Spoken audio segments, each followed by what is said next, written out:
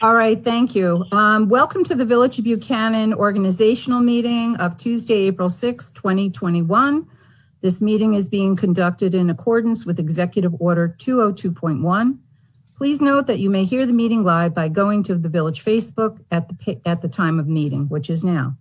So everyone, please join me in the Pledge of Allegiance. I pledge allegiance to the flag of the United States of America and to the republic for which it stands, one nation, under God, indivisible, with liberty and justice for all. Thank you, everyone. Yeah. Okay, the first order of business, for the record, I have received a letter of resignation from Sean Murray from the Planning Board, so I will be accepting that at this time. Thank you for your service on the Planning Board, Sean. Thanks, I appreciate it. I had a lot of fun doing it. Yeah, yeah. There's good days, bad days. I know. I hear you. Oh, I really did. Did you good? I enjoyed doing that. Good, good. Okay, so now the next is I read the results of the March 16th, 2021 village election for trustee. These are numbers for both District 1 and 2. 2-year term, Dwayne Jackson, 164 votes. Cesare Pasquale, 152 votes. Anthony Capicati, 212 votes. Sean Murray, 217. Write-ins, Jeremy Basso, 2, and Peter Deek, 1. And the next, Sean, we're going to have the oath administered to you, for you first. So, yeah, my girlfriend Tracy Hoyt will be swearing me in tonight. Okay, good. Repeat after me. I, Sean Murray, do solemnly swear that I will support the Constitution of the United States and the Constitution of the State of New York, and that I will faithfully discharge the duties of the position of trustee to the best of my abilities. Thank you. Thank you. Thank you. Congratulations. And next, Anthony Capicati. I will be sworn in by my wife, Jamie Capicati. Okay, good. Come on, you heard him. Come over and watch.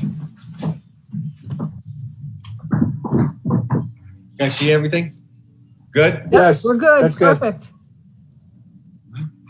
Repeat after me. I, Anthony Capicati, do solemnly swear I, Anthony Capicati, do solemnly swear that I will support the Constitution of the United States that I will support the Constitution of the United States and the Constitution of the State of New York, and the Constitution of the State of New York, and that I will faithfully discharge the duties and I will faithfully discharge the duties of the position of trustee according to the best of my ability. Okay. Congratulations. Thank you for your assistance. The next thing is comments from the floor, agenda items only.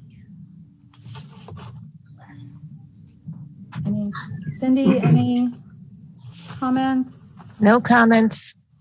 Okay. All right. Well, we still have comments in the end. So if anybody would like yeah, to- Mayor, no hands are raised either at this point. Okay. All right. Okay. So now I have some things to read for you. The mayor appoints trustee Richard Funchen as our deputy mayor for the following official year, 2021 to 2022. I want to thank Richard. He has been the deputy mayor. There are times that I am not available. I'm usually in the village all day long. I'm semi-retired. With this mayor position now, you actually have to be semi-retired or retired. So Rich is available if there's events or there's a meeting that I can't make. Rich is always available and always willing to step in for me. So thank you, Rich. I appreciate your support. Thank you, Mayor, for the privilege of serving with you. So the following appointment of officials are made by the mayor, except where otherwise indicated, subject to the approval by a majority of the Board of Trustees. But the following are appointments that I would make. Pursuant to Section 4400, 4402, 7712, and 7718 of Village Law, and Section 523 of the Real Property Tax Law, all appointments are for one-year term, except where otherwise noted. So the annual appointments to Planning Board is, the chairman is Jeff Fiella. We do have a vacancy, so we will be advertising in the newsletter. Anyone please send a resume in, and we will choose somebody from that. Zoning Board of Appeals, Marco Pinkway, it's a 5-year term, that's to 2026. Chairman Gary Bell, 2022. Village Clerk Treasurer Cynthia Kempter, Village Deputy Clerk Sharon Murphy, Secretary to Zoning and Planning Board Rosemary Martin, Village Attorney Stephanie Porteous, Associate Village Justice Dan O'Neill, Court Clerk Part-Time Christine Torres, Recreation Supervisor Part-Time Nancy Bayer, Building Inspectors Brian Cook and Peter Cook. And Village Engineer, Han Engineering, Village Planner, F.P. Clark, Representative for Senior Citizens Advisory Council, Mike Lepore, liaison to the St. Patrick's Day Parade, Richard Funchen, Representative to Historic Hudson River Towns is Sean Murray. The following members of the Board of Trustees are hereby appointed to the following committees. Administrative is the entire board. Assessment, entire board. Auditing, entire board. Business development, entire board. Education is Trustee Capicati. Infrastructure is Teresa. Legislative, entire board. Parks, Recreation, Trustee Zachary. Public Safety, Trustee Funchen. Veterans, Trustee Murray. Indian Point Decommissioning Task Force is Trustee Funchen. Fire Department is Trustee Zachary. Historian is George Boyle. There might be other committees that have to be formed, but we'll form them as necessary.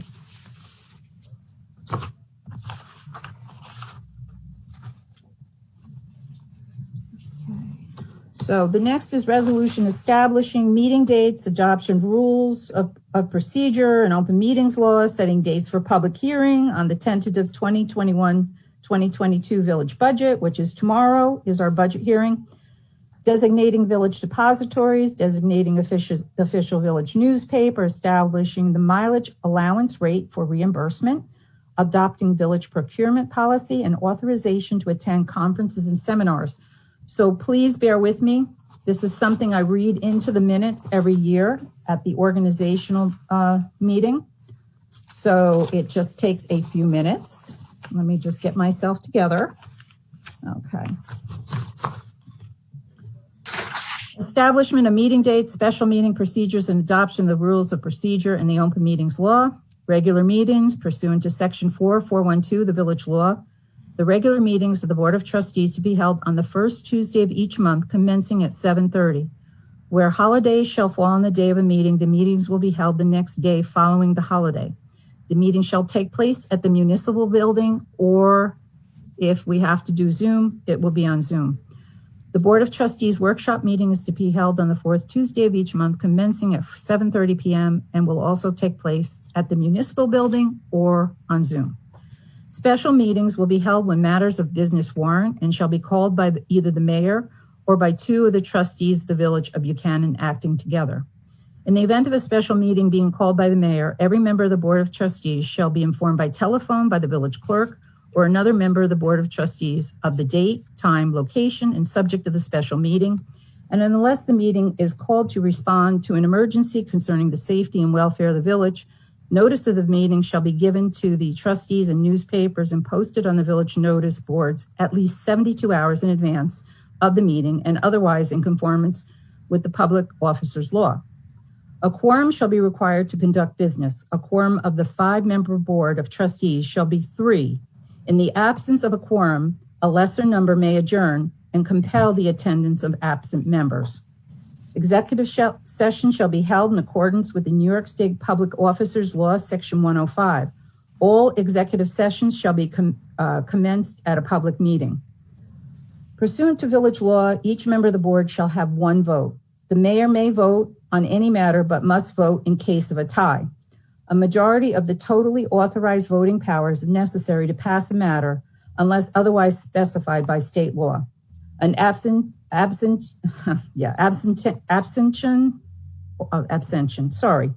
silence or absence shall be considered a negative vote for the purpose of determining the final vote on a matter. Guidelines for public comment. The public shall be allowed to speak only during the public comment period of the meeting or at such other time as the presiding officer shall allow. Speakers must step up to the front of the room and speak into the microphone. Speakers must give their name, address, and organization represented, if any. Speakers must be recognized by the presiding officer. Speakers must limit their remarks to 3 minutes on a given topic and may be recognized again by the presiding officer after other speakers have had an opportunity to speak. Speakers may not yield any remaining time they have to another speaker.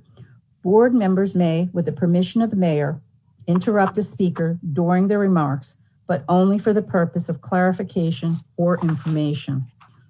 All remarks shall be addressed to the presiding officer. Speakers shall observe the commonly accepted rules of courtesy, decorum, dignity, and good taste, which include refraining from offensive, insulting, and threatening speech directed toward any person present or not present. Interested parties or their representatives may address the board with written communication. Written communication shall be delivered to the village administrator or clerk. Open Meetings Law. Pursuant to the Public Officers Law, the Board of Trustees hereby adopts the requirements of the Open Meeting Law and hereby adopts the notice requirements of the Public Officers Law as the official procedure of the Board of Trustees. The next organizational meeting will be held on April 5th, 2022. Pursuant to setting the date for a public hearing, pursuant to Section 5508 of the Village Law, the public hearing on the 2019-2020 tentative budget will be on April 7th, 2021 at 7:30. We are still not conducting meetings at Village Hall, so it will also be on Zoom, and I know Marcus has sent out that information.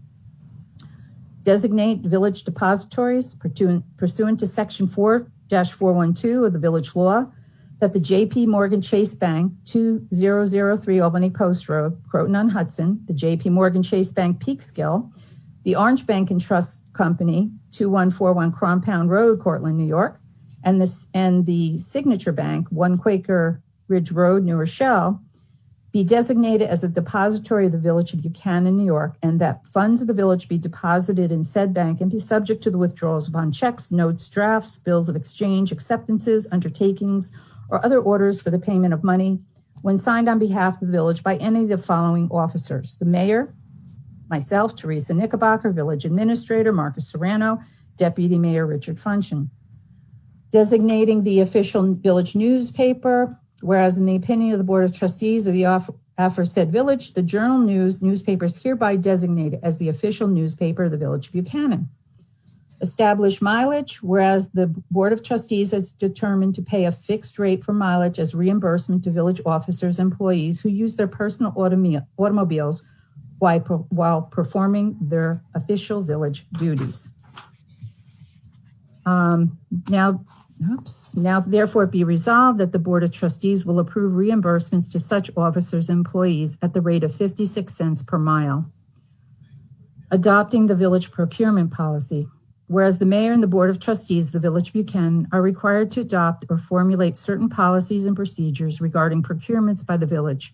And whereas the village has previously adopted a procurement policy in conformance with all New York State laws and in conformance with the Office of the State Controller, and the board desires that policy to remain in effect, the procurement policy now in effect is once again adopted as a procurement policy of the Village of Buchanan. Authorizing officers, employees of the village to attend conferences and seminars. Whereas General Municipal Law 77B authorizes municipal officials and employees to attend schools, conference, seminars, etc., conducted for the benefit of the local government with prior approval of the Board of Trustees, and the mayor and the Board of Trustees of the Village of Buchanan have determined that it is in the best interest of the village and its residents that officers and employees of the village from time to time attend conferences and seminars of public employees and officials for educational and training and other similar purposes. It is therefore resolved that the officers and employers are hereby authorized to attend the following schools, conferences, seminars, etc.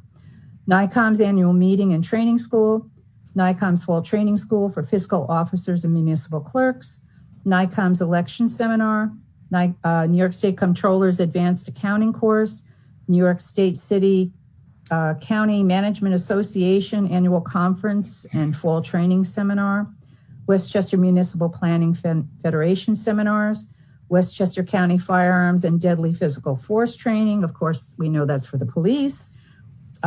Westchester County Police Academy basic in-service training, Police Chiefs Association regional and national conferences, New York State Government Finance Officers Association regional and national conferences, Public Employer Risk Management Association PERMA regional and national conferences, Westchester County Municipal Clerks and Treasurers Association meetings, Municipal Administrators Association of Metropolitan New York meetings, and International City Management Association meetings, conference, and seminars. So on a motion to accept this, second? Do I get a second? A second. Okay, second, thank you. All in favor? Aye. Okay, great, thank you. Aye. Aye. Okay. All right, so the next is approval of minutes for April 23rd. I know Sean and Anthony will have to abstain on this because they weren't at those meetings. So any comments, questions, corrections on the meetings? I have none. I have one thing. Okay. On page 3, in the section where it says comments, 9 lines down, it says Trustee Zachary feels that this is a broke system, and if we are not it says in the minutes, it says we are not getting kind of enforcement from the judge, then we need to move on from the judge. I went back to the recording of the meeting, that's because that didn't sound right, and actually what I said was we are not getting a whole lot of enforcement from the judge. So, because as it doesn't have to be verbatim, but as it's worded there, it doesn't make sense. So that's line the 9th, 1, 2, 3, 4, 5, 6. Yeah, the 9th line down. Instead of getting kind of enforcement, it should say not getting a whole lot of enforcement. Okay, thank you. Thank you. That's it. Anything else? Okay, on a motion? So moved. Second? Second. All in favor? Aye. Okay. Abstain. Abstain. And Anthony, you'll abstain too. Okay, thank you. Workshop meeting, March 2nd, 2021. I have nothing. Okay. I'm good on that one. Okay, good. Oh, no, that was a board meeting. I apologize. It was March 2nd was a board meeting. Okay, on a motion? So moved. Second? Second. All in favor? Aye. Abstain. Abstain. Okay, thank you. Teresa, you have to vote on that too. Yes. So that there's a quorum. Yes, I'm on that whole thing with the meetings, yes. I am in favor of it. I was there, yes. All right. Thank you. Thank you. Okay, so on to old business. We have two new trustees tonight, and I know Sean has had experience with this because he was on the planning board with the overlay district. So I'd like to make a motion to open the public hearing again But I think, we have some issues to resolve. And I would like Anthony to be up to speed also so he can vote on this. So I'd like to open it up tonight, open up the public hearing to have a discussion, close the public hearing, and then vote on it next month for the overlay district. So, Make a motion, we open a public hearing. okay, thank you. Second, Second, all in favor? Aye. all right. All right, great. So Just one, Teresa, just one correction. Are you going to close it tonight or are you going to adjourn it to I'm next sorry, month? I apologize. I'm going to continue next month. I'm going Okay. to adjourn it this evening. Thank you for correcting. Thanks. So this evening we have our planner, David Stallman. Hi, David. Oh, you're on mute, David. Whoop. There you Sorry go. about that. Good evening, everyone. That's okay. So what I'd like you to do is to, if you could, just do a brief overview of the overlay district. I know you've done it before, but we have someone new on the board. Right. Yeah, I didn't prepare a PowerPoint presentation. Oh, because that's fine. I That's didn't fine. expect this, but as you know, we have C1 and C2 districts in the village. The Albany Post Road is basically zoned primarily C2, and we have C1 coming into the village basically from the circle to Albany Post Road. And what's being proposed is a C1, C2 overlay district, which would encompass all of the C2 district and a good portion of the C1 district up to, but not west of the circle. And also some rezoning from along the easterly side of Albany Post Road from White Street to Bleakley Avenue, from the M1 zoning district to the C2 zoning district. And basically we would be enacting new zoning, which would expand the uses to some extent, clarify things, add an additional bit of density with respect to the residential uses primarily. There are design guidelines, draft design guidelines, which have been drafted and proposed along with the new zoning. And the purpose of the zoning is basically to provide incentives for good, well-designed new development and to have design guidelines to enhance the appearance and effectiveness of the districts, and which should spur some development. Hopefully, we really need to have development in the village to expand the tax base, and as a result of the loss of the Entergy property in particular. And that's it in a nutshell. I'm happy to answer whatever questions you may have regarding the zoning. Mhm. I have a couple of things. David, one resolution would handle both the changeover from M2 to C2 as well as the overlay. It would not require two separate resolutions. Is that correct? There's one resolution, one local law, and the local law would do both of those things. Yes. Okay. I also, we know one of the things we want to encourage is a sidewalk, but I'm still a little fuzzy on how we control that. I mean, somebody with one house, I mean, is there, every time there's a project, will we require that they do a sidewalk? If so, do we need a guideline for how wide the sidewalk should be?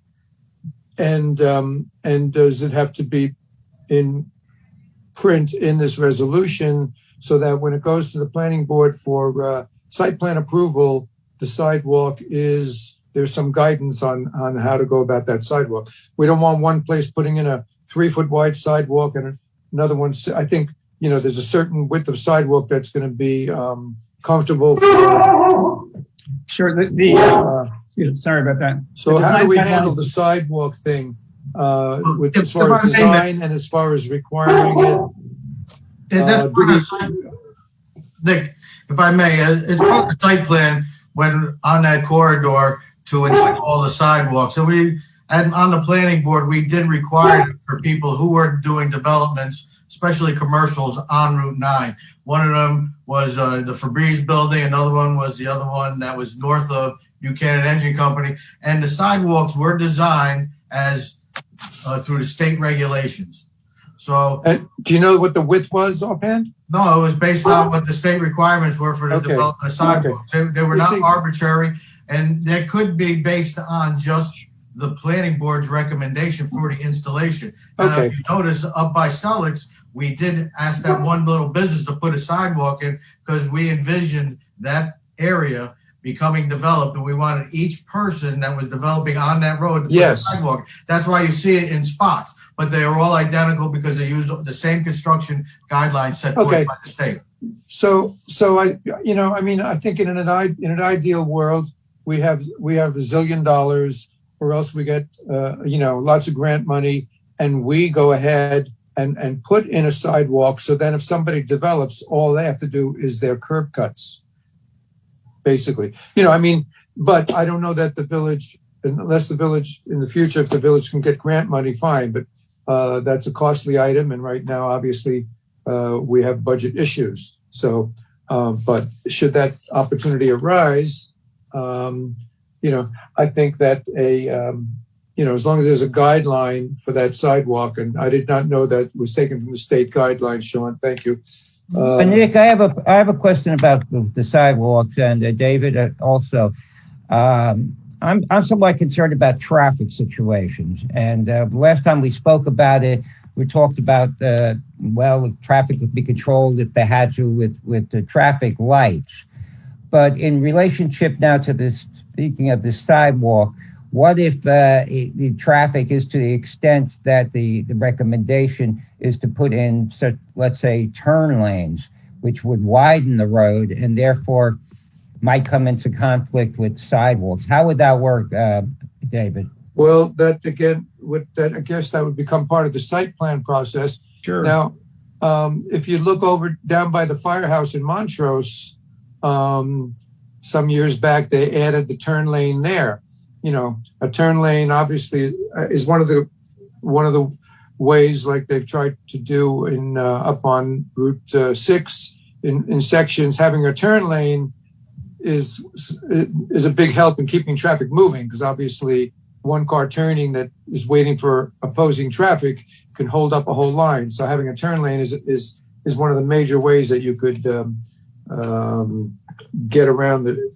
I'm not exactly sure what the width required there.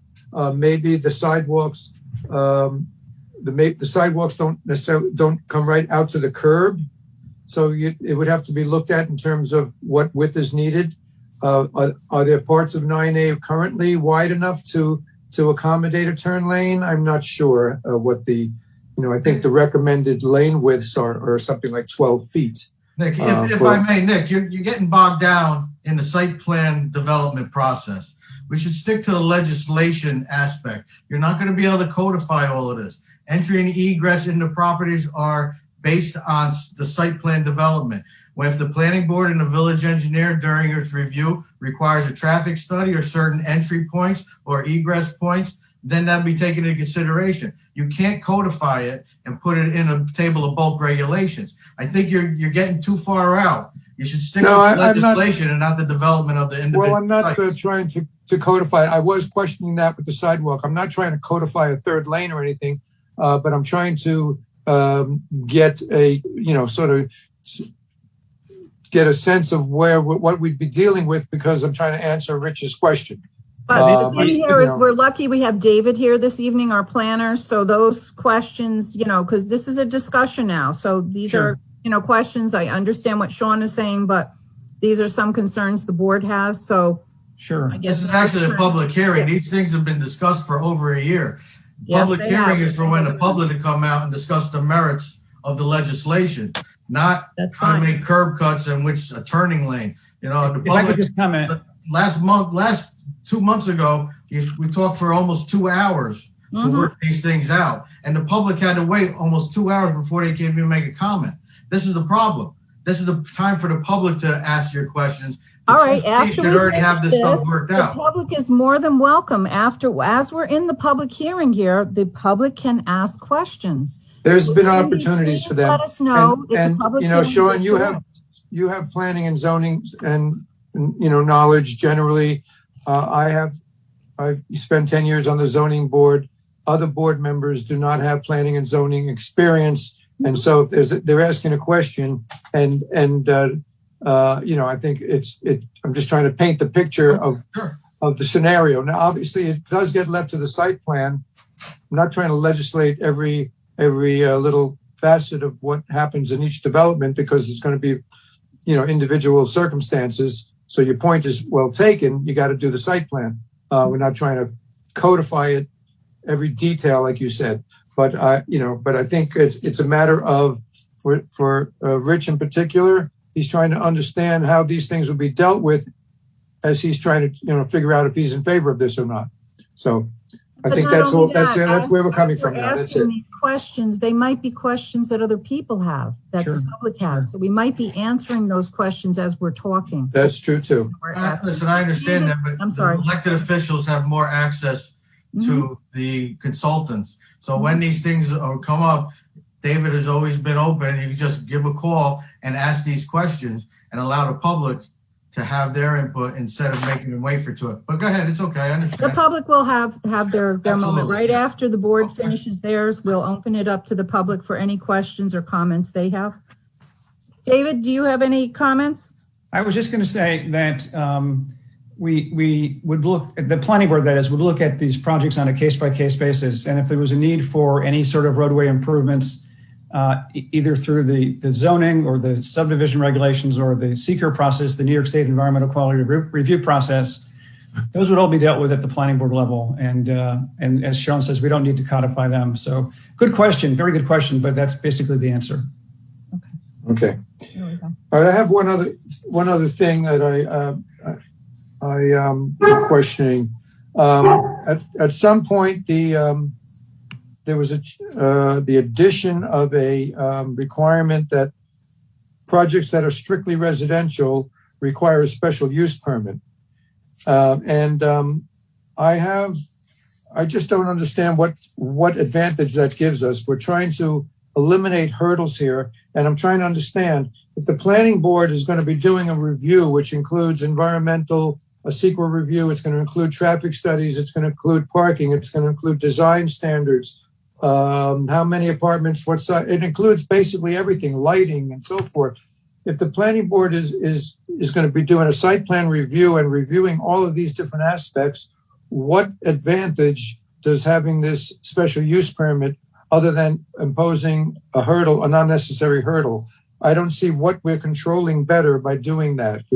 So if anybody wants to weigh in on that, I'd like to hear it. Well, the planning board already has discretion as far as the maximum lot coverage, as far as possibly allowing 3-bedroom apartments up to 20% of the units, adhering to design guidelines. So, David, I'm going to put that to you. I'm going to ask you that first directly, David. Is there anything that a special use permit enables us to control that we're not already controlling through the site plan process? You're muted, David. Uh-oh. David, you're muted. Sorry, I've been putting mute on because my dog's been barking, as you probably have heard. So I'm sorry about that. Apologize. The special permit process provides additional protection and additional guidelines and criteria. And I could pull that up in the zoning law if you'd like to see it. But it does provide additional guidance, protection, and criteria. One of the main things, the reason why the planning board was unanimously in favor of that change was to maintain the tax base. We wanted to make it as of right to have still commercial businesses within a commercial zone. If you make as of right with the previously proposed legislation of 12 units per acre, you cannot then say, well, your project can only have 5 per acre, and you can't mandate a developer to put a commercial in a commercial zone. So we felt that maintaining a tax base through the commercial development was the best way.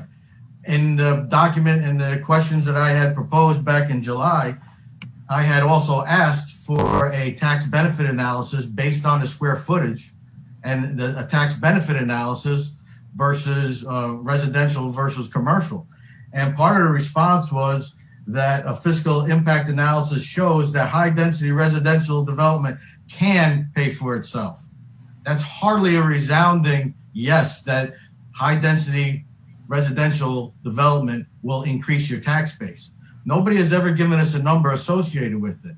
So when you have a special use permit to only have commercial residential development, then you take into account the tax benefit analysis.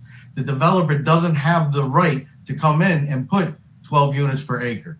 See, once you make something as of right, you can't tell them you can't do it. That's what as of right means.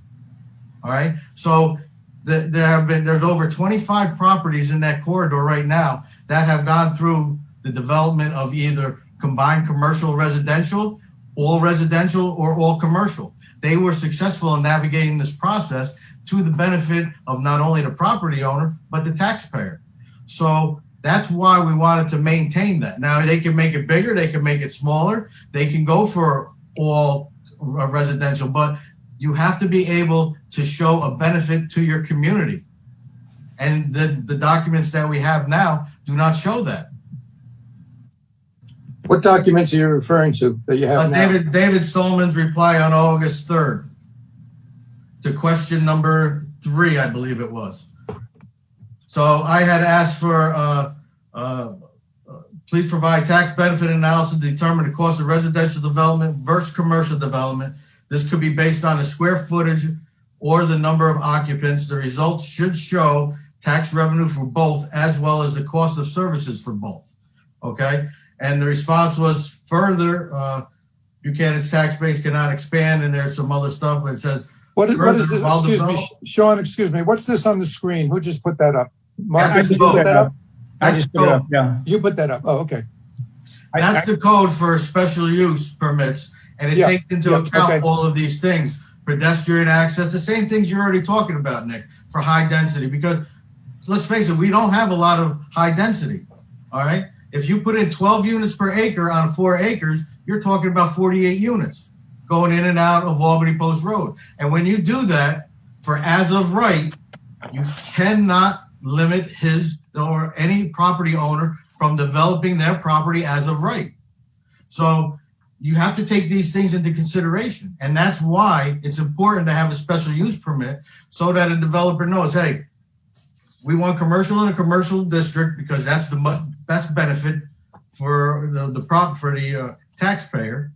And if we feel that a site can be developed with higher usage or different usage, then we'll take into account other factors. So it's not prohibiting the person from doing it. When you make as of right without any commercial, you're not going to have one more mixed use in that area. Well, you are aware that there's much more need for residential development than there is for commercial. You know. Listen, so it's partly assessing what will get built, because if you're going to have regulations, if you ignore what developers will build and can, for them to get into a partnership and develop a property with the village, there has to be an incentive for them. And I think right now there's more demand. They know they could put up, whether it's 1 apartment or 100 apartments, they know they're going to rent them all out. If you put up 5 stores, you might have them vacant for years. But what's the benefit to the village residents, Nick? What's the tax benefit? What's the tax benefit to the village? What's the number? Tell me a number. Tell me a tax benefit of a high density residential development. Because if there was a big profitability for the taxpayer, you'd see them all up and down Albany Post Road, all up and down Route 9. There's reasons why you don't see big apartment buildings all up and down in commercial districts, because it does not benefit the taxpayer. It benefits the property owner, but the taxes paid do not outweigh the services rendered. Okay. So Sean, you're saying you would like to do mixed use instead of totally residential. Is that's Mr. David had amended the original proposal to make it as of right, mixed commercial and residential. And we actually increased the number of residents. It currently is 4. Increase it to 8. The original proposal was 12. The planning board and myself felt that was a good compromise. The property owners can now increase the amount of residential density that they have, and they also have to increase their commercial. And we gave them the increased lot coverage, the increased height, the different setbacks. There was a whole myriad of things that was agreeable. It's just that myself, and even going door to door, people have a hard time getting rid of commercial development in a commercial zone. The village of Buchanan has been built on commercial entities, whether it's standard coded, whether it was Indian Point. You have to have a commercial industrial tax base. You can't make it, this place is not going to be Chappaqua, Scarsdale. You just can't. Okay? So yeah, but it could be Buchanan. We don't need to be Chappaqua, Scarsdale. We want to be Buchanan. And the point is, part of this is also having a little vision to reinvent a little bit here, Sean.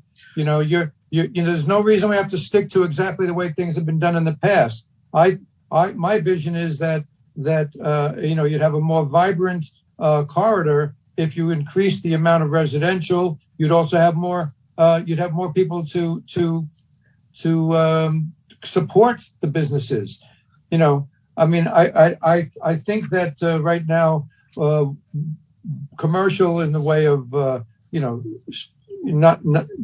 there's commercial like retail establishments, and there's commercial like warehouses and trucking, and some of the long-standing commercial stuff are real eyesores, whether it's auto body shops or so it's also to make the whole corridor more appealing, and there's a little bit of new vision involved, and you can't just keep trying to define going forward based on the way things have been in the past. You need a little vision.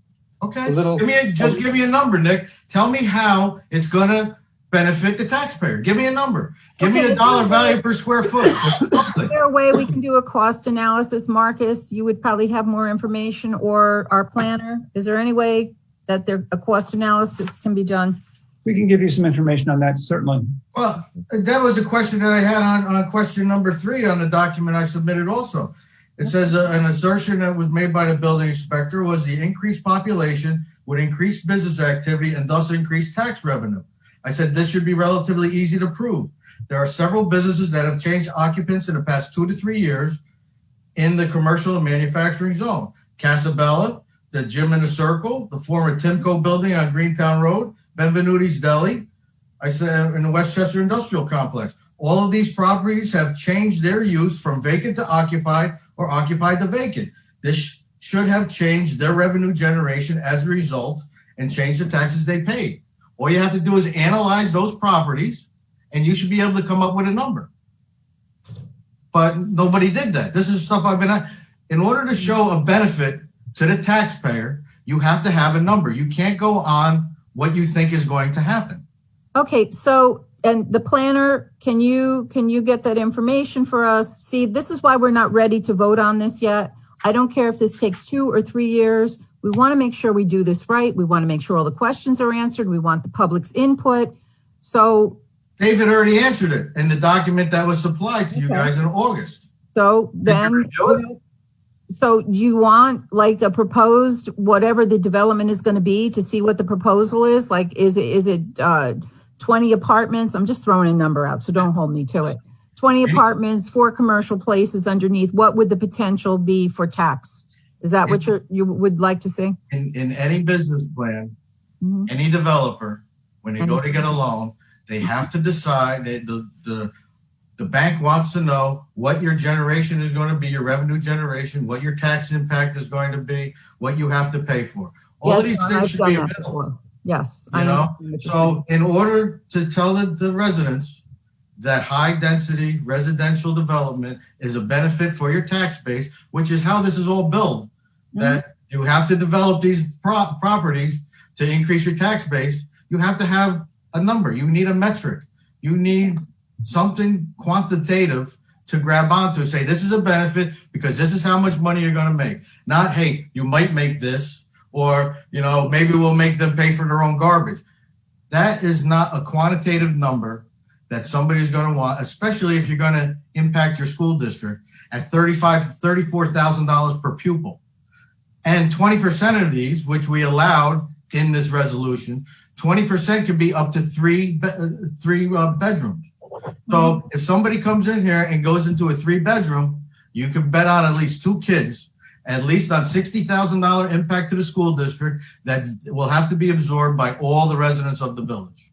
And that is one reason why we should have to keep the commercial entities in there to help offset that, because the commercial will pay the same school taxes even though they don't have school kids. So one offsets the other.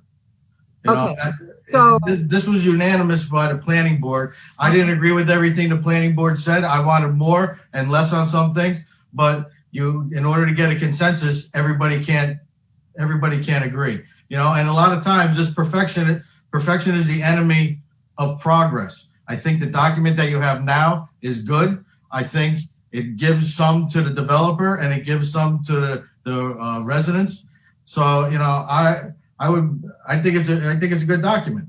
So Sean, as you mentioned before, we did address this conceptually, generally in the past. So are you saying that let me read it to you then. No. Let me just ask you a question. You just said that you think the local law is good as drafted. Yes. So I'm not sure we need to do this additional. I'm not sure you really are asking for this additional analysis if you think that local law is fine. No, I'm not asking for any more analysis. Nick doesn't like the draft resolution as it is. He doesn't like the table of bulk regulation that requires commercial and not as of right high density residential. So in order for Nick's point to be made and to sway me or anybody else who might be against it, you have to come up with something tangible. All right. The commercial aspect of this higher density population, higher density residential development is offset by the commercial. So that's the as of right use. If you go to the special use permit, these things will then be on the onus of the developer, not on a village. The developer is the one that's going to put in the sidewalks. The developer is the one that's going to increase the size of the road. The developer will be the one that puts in the stop sign. Village of Buchanan isn't going to do that. So I think you're saying, Sean, that the local law is okay. It's fine by you as it is. By me, but Nick's not on board. Well, in order to sway us, he needs documents. I'm questioning it because it seemed to me to be largely a redundancy. I'm trying to understand if there is actually anything that we can't control through the site plan process. You know, I'd like to have the overlay eliminate hurdles, and also, yes, you don't get any tax base if somebody doesn't develop. So there have to be some incentives to developers, because otherwise you got vacant lots that bring in next to nothing. So if a developer knows that he's going to have a hard time renting stores, but he could rent apartments, and you know, you can develop the all residential and bring in some tax revenue, I think it might be, you know, you got to also look at what is feasible to do and what are people going to want to do, you know. So, well, I don't know about you, Nick, but there's only 2 large parcels that could be, you know, like that are probably big enough to develop any sizable apartment complex. You know, we are allowing 8 units per acre. So if you had a 5-acre parcel, you could do, you know, 40 units. Otherwise, we're dealing with a lot of smaller units. And if you prorate it, there's a few half-acre parcels that could possibly free up that either undeveloped or have a house on them. A few half-acre parcels, which when prorated would only be allowed to put in 4 units. So what? I mean, I'm your point as far as doing getting the actual assessment of what we currently collect on taxes is well taken. We have, first of all, I don't think that the special use permit should apply to townhouses, which is all residential. We already have like those townhouses just north of Gallon Measure that went in some years ago. I think there's 5 on that parcel. You know, maybe we can get a list of some of these parcels and what we currently collect on taxes. How many units are in those apartment buildings on Bannon Avenue? Well, does anybody know? I think there's 19, but I'm not positive. Okay, But these so are the questions I raised in the summertime, and here we are in April, still talking about the same things. yeah, well, this got held up a few times, Sean. By who? You know, we've been dealing with a lot. There were questions. This got put aside while we were dealing with some other things. Okay. It ain't a perfect world. So here we are. Let's deal with what we got now, Sean. Well, you got a good product. I think you have a good product. Yeah, I do too. And I'm frustrated by how long this stuff takes. Believe me, I understand what you're saying, but let's just deal with what we got now and try to move this thing forward. Okay. But Marcus, can we try to maybe get a list of some key properties around the village and what the tax revenue on those properties is? I mean, we have like the mixed use building where Dunkin' Donuts is, the apartment building on Bannon, those townhouses that are next to Gallon Measure, and maybe there's another mixed use building just south of the hardware store where that glass and mirror place is. There's apartments back in there. Can we pull up some key properties that might, and what the tax revenue we collect on them is, and try, so that might give us a little bit more insight as to the difference between all residential and the mixed use as far as what we're going to be able to collect in taxes? The other number you need though is only residential, commercial, and commercial. You need those three numbers to compare. The only things I could think of large as far as all residential is that the Bannon Avenue apartments. Everything else is there's a 4-family apartment building on Rockledge Avenue. It's a 4-family building next to me. Okay, so there you go. So let's skip the 1 and 2, the 2-family and 3-family, and I mean I have a list of all our multifamilies. Maybe we can get a list of the tax revenue that we collect on the larger units, as well as on the couple of mixed use buildings currently on 9A. Marcus, it's very weird looking at that stock photo. I'm envious. It's a really cool, nice photo. It's a very good picture, but I'm looking at it and it's not responding. It's weird. You need to remember that these properties you're talking about aren't just recently built. So, remember the village has not been reassessed since the 60s. So be careful when you're trying to compare these things when it's not new construction. Good point. So is there a better way to go about this then to try and get a sense of this? Well, why don't you figure out the value of the services provided per square foot of a newly constructed residential versus the square footage of a newly constructed commercial. There are several joint ventures that were made. The Dunkin' Donuts that was recent. That's recent. There's the glass place was pretty new. Febreze. Townhouses are not that old. Townhouses, the ones by Gallon Measure, 20 years old.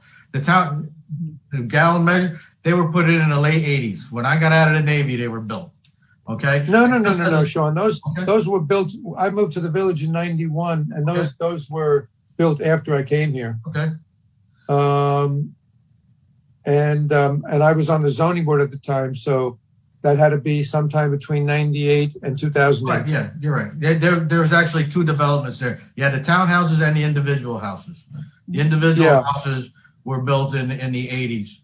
And that, by the way, that developer wanted to put in 35 units, and he said he couldn't make any money on it. My father was on the planning board at that time, and he came to the planning board. He said he couldn't make any money unless he put 35 units in there from Albany Post Road to the house up there. And somehow they made it, and they built it on a swamp. You're talking about that? What are you talking about? The lot next to Gallon Measure? All from Albany Post Road with the townhouses and the 4 or 5 houses next to that. That's built on a swamp, and they wanted to do that as 35 units. And they said they couldn't I make don't any remember money. that. I just know when I was on the zoning board, we gave them a variance to put, I think it was to put 5 townhouses instead of 4 on that site, on that parcel. If I remember correctly, I'm not sure. But anyway, some actual figures to look at maybe would be useful, whatever, we can, understanding that some of the older buildings have not been reassessed in forever. But at least something to look at and try to get a sense. And if there's any other ways that we can get a comparison, it's probably a good thing for us to look at. And I think it's fair to say we're all looking for smart development. We're all looking for what's in the best interest of the village, what is the best return for the tax base. I think that's a fair statement that we're all looking for the same thing. We want to make sure this is done right. You know, this is change. So it's not going to be a snap thing. So, but I think we're close. I think we're close to coming to an agreement. So we're just still working through some things. I do want to open up the meeting to the public. If anyone has any questions, any comments. There's a number of people as attendees. No one has raised their hand yet. Okay. I think I see one person in the chat box somewhere. Here. Yep, I'm opening up now. Okay, good. Thanks. Oh, what does Avalon pay out? Mr. Lepica. Yes. You're allowed to speak. Go ahead. Appreciate that, Marcus. I would just like to congratulate Sean and Anthony on being elected to the Board of Trustees. Also, at the time, I would like to thank the mayor and the other trustees for the devoted time and effort helping run the village affairs. It's a thankless job. No matter what you do, there's always a portion of people that are not happy with your decisions. So I just wanted to say that. I know David mentioned about the overlay and the usage, and he says it's expanding the tax base. Do we have any projections on what usage you would like to do and the tax revenue that we would create in that C1 and C2 zone? Question for you, David. I think that's what Sean is talking about right now, actually. Yeah, I mean, did you even have projections for tax base, or you don't know? You're just saying we need to get tax revenue, but we have no idea what we're going to get from what would be built. No, I think we've got a good general idea, but I think Sean wants to get more specific. Oh, I would like to get, I mean, if you're saying there's going to be a project or a potential project, is it going to be $100,000? Is it going to be $80,000? Is it going to be $20,000? I don't think we can answer that until somebody actually comes in with a plan of what they want to do. We could guesstimate if somebody asked to do this, what would we get? If somebody asked for something else, what would we get? That's part of the plan. I mean, if you're going to allow the development, you should talk about what kind of usage that should be in that area and how we're going to get whatever tax rate from that usage. I mean, that's all about land use, isn't it? Trying to figure out. In any zoning district, there are a number of uses that are permitted, and no one knows exactly which of those uses will come in. It depends on what is selected by the developer and approvable by the village. Okay. That's one of the reasons why you have as of right versus special permit. It's always been assumed that commercial development has a greater tax advantage to the tax base. Currently, as of right is 4 units with 50% commercial.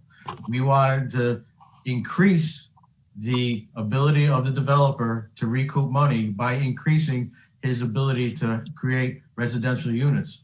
But conversely, we wanted to ensure that the village of Buchanan residents did not have an adverse tax effect based on the amount of services that are provided. So the as of right use was increased to 8 units for residential, but it also required a commercial component to offset that.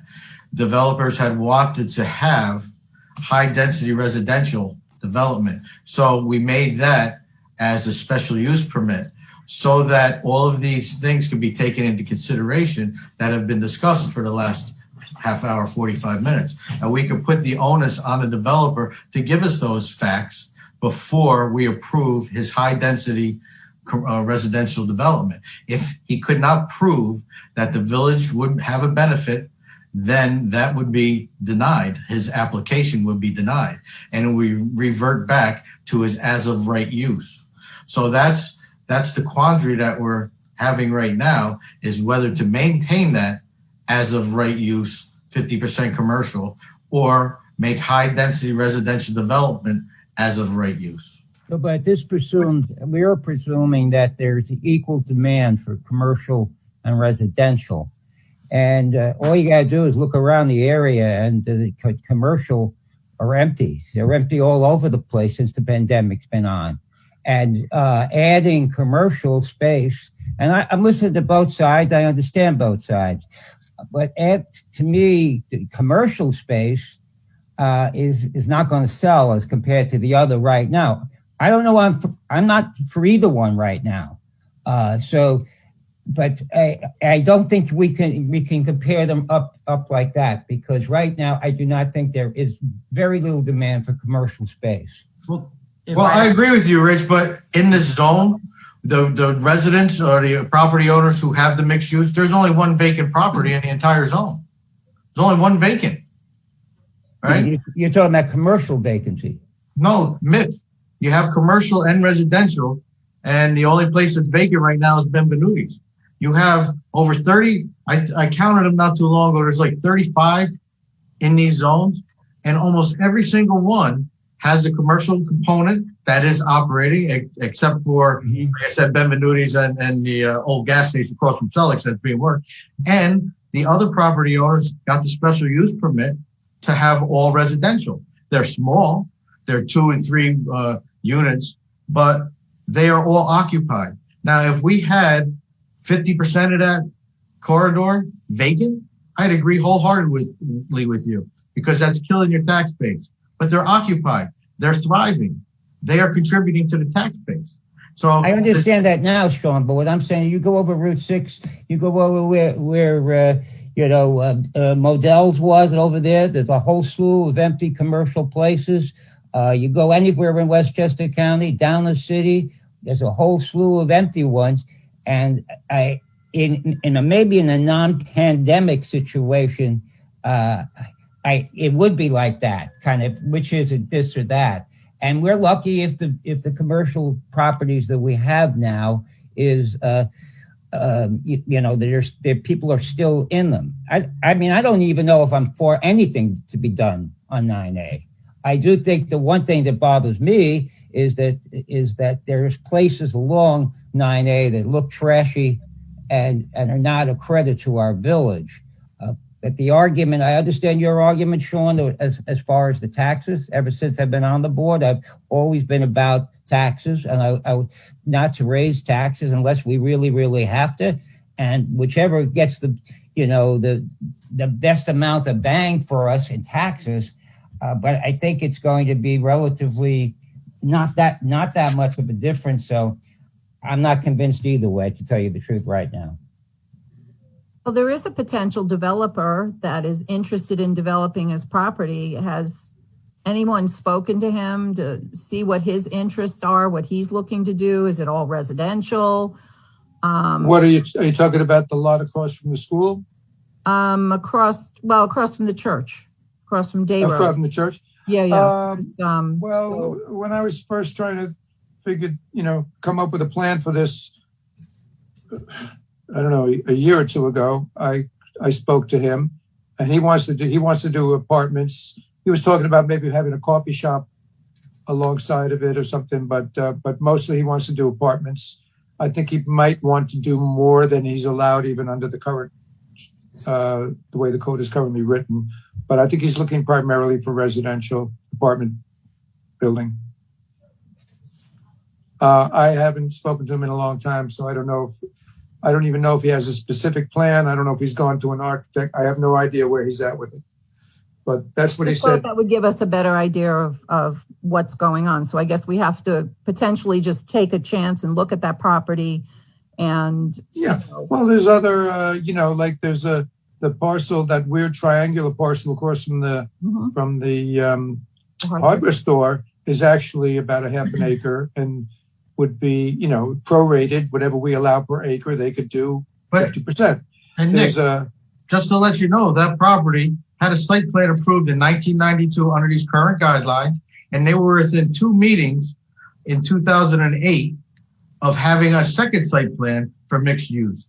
And it took into account the entry and egress. It took into account how the garbage trucks came in, and we were making them put in a sidewalk. So the property owner had financial issues. It was not a regulation issue that's prevented that development. So, that property has already had, you can basically say 2 approved plans to work there. And it's not the village regulations that held them up. It was his own finances. No, this is, whatever we do is not going to guarantee that people just start storming in. There's still, we've had developers drop out because they were getting arrested. We've had developers drop out because they didn't get financing. There's a lot of crap that goes on in that world. And, we can kind of come up with a plan. It doesn't guarantee that everybody's coming to the fountain. We kind of cut off Mr. LaPica from his public Yeah, I hearing. know. I was going to say, Sorry. did you have any other questions or any other comments? I'm sorry. Am I still talking? Yep, Yes, sir. still on. Oh, sorry about that. I just wanted to go back, to David. Is there a range? I mean, I know we don't have a specific, but is there a range that we're looking to capture through this overlay plan? And is it going to come close to covering what Entergy, is not going to be paying soon? So if that's not it, then what is our big plan that we're going to do? Nothing is going to replace Entergy. Oh, I realize that. But what we need to do is do smart development to compensate as we can for the loss. yes, So and this is just small pieces. it's a big number, but I don't think this overlay plan is going to even come close. So are we having the vision to look what's going to be bigger to help us? But touching base on what Richard said about commercial, I mean, this pandemic's not going to last forever. And if you drive around other municipalities, Eastchester did a great job on their main street, a great job. It was residential and commercial all the way down. So they took their entrance in and did it mixed use. Portchester, restaurants, a whole downtown area, commercial. There are some residential components of it too. Stanford. I mean, I drive around for a living. I go to all these communities. I see what they look like. Unfortunately, they have turned and they're open to business, which we've shunned business. I mean, if you look at town of Cortland, it took them 10 years for the zoning to be approved for that ShopRite. 10 years. How long is it going to take us to approve zoning at our village level? So you're talking years down the road of approving something. Can I say something, Mr. LaPica? Yes, go ahead, Nick. Okay, I've been hearing talk of this stuff for more than a decade, okay? When Sean Murray was mayor, he asked you to be a business liaison. Correct. The master plan, well before that, was talking about we should try to encourage this and try. I haven't seen one concrete bit of action. Anything we do can be tweaked. The main thing right now is that we try something.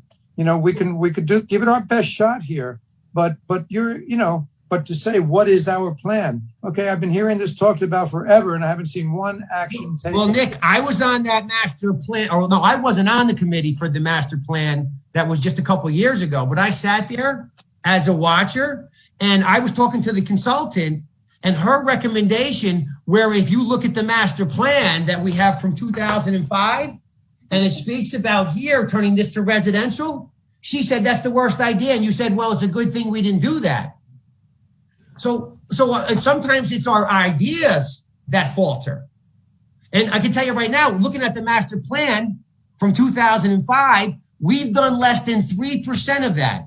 And I said to the consultant, if we've done less than 3% of the master plan from 2005, why are we talking to you now? You know, her comment to me was, whoa, whoa, whoa. We only suggest, we don't implement. So it's about the implementation. It's about us opening up to business and becoming more business friendly. Absolutely. And we're not.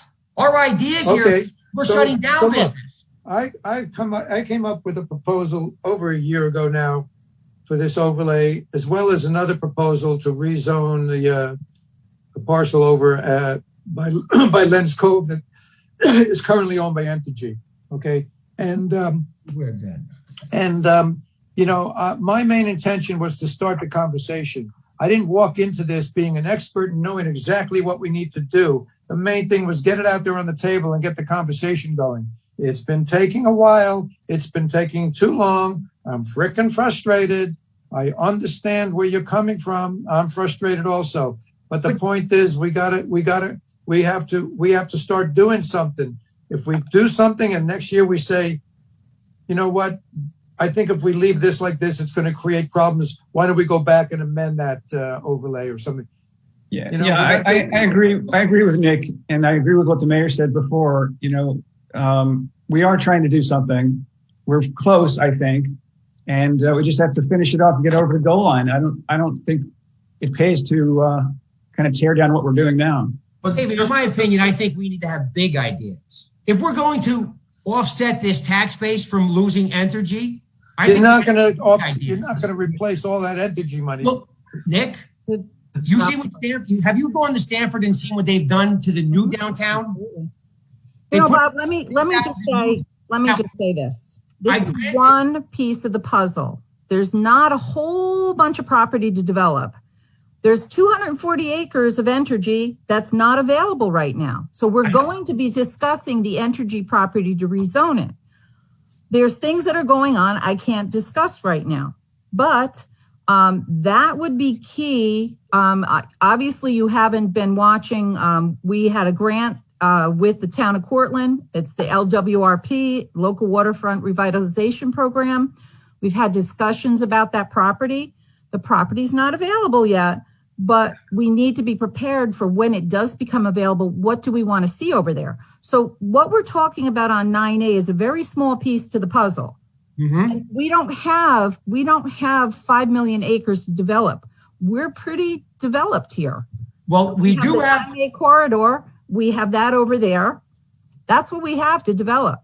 Well, we have Lens Cove, and we have the property that Entergy owns, which Coltex owns now, which basically that's about 90 acres. Holtec has not purchased the property yet. The Entergy property, if Holtec buys it, it's approximately 240 acres. No, I'm talking about the parcel that's right next to Lens Cove. That's outside their fence. About 60 acres. Yes, and then Lens Cove is about another 10 acres. No, we do not develop parkland. No. We're using that's Village of Buchanan. In conjunction with that property, we don't give up the leasing to it, but somehow we develop it like other municipalities have developed land. If you look down Tarrytown, Tarrytown's got a boat club there called Washington Irving, which is owned by Tarrytown. Mm-hmm. And they lease it to them. Okay. Also, Tarrytown took 10 years once GM left to become more fruitful. They went through a 5-year period of going down with no taxes, and the board didn't want to develop at all. Then they finally allowed them to develop, and it took 5 years for that project to come to fruition. Now they got almost 1,000 units there, and their tax base is back up. So somehow we have to have a big project, a big plan, and big ideas. Agreed. But we're only discussing this overlay district. This is the public hearing for the overlay. But it leads into get on a master plan committee, we can do it. But you're getting off on a tangent, and we're wasting a lot of time. You got to bring the circle back around and get back to the public hearing on the merits of this legislation. Okay, but it all ties in. All the ideas will tie into one another. You just have to have the big plan, the big idea. Right, one step at a time. Sean's point is, let's not get bogged down with every aspect of different things we can do. Let's focus on what we're dealing with. And by the way, when you're talking about a vision for a downtown, you're talking about Stamford and Portchester, and I mean, like a lot of people will say, Sean said it earlier tonight, we're not going to be Chappaqua. We're not going to be, we can't be. That we could try to see what other places are doing, but their idea. We're not directly comparable to a lot of other communities. However, that said, what I envision for 9A, let me finish. What I envision for 9A is a lot like what you're talking about. It may not happen in my lifetime, but if you start, you have to. Part of reinventing is to create interest. A couple of developments and a couple of new restaurants that create interest, and people start driving through and trying a restaurant, and it's next to a store, so they pop into that store. It doesn't happen overnight, but there's a certain critical mass. You need a critical mass of but I realize I don't know if you can see. Let me finish talking, Rob. Let me finish talking, please. The hardware store attracts people from other areas. Kohl's Market attracts people from other areas. You get a couple of more places that attract people from other areas, and I'm not sure exactly what the critical mass is, but once you get a certain amount of development that create interest. You have to create interest and attraction. You're not going to have attraction with a building that's falling off of its frickin' foundation and a junkyard that exists now. But Nick, you have to have the willing to work with people. We're all willing to work, Bob. Don't say that. So we're all willing to work. This is what we do on the board. This is what we're trying to get through this, what we're going through. We're open to business. We're open to looking at development. We're trying to work through this.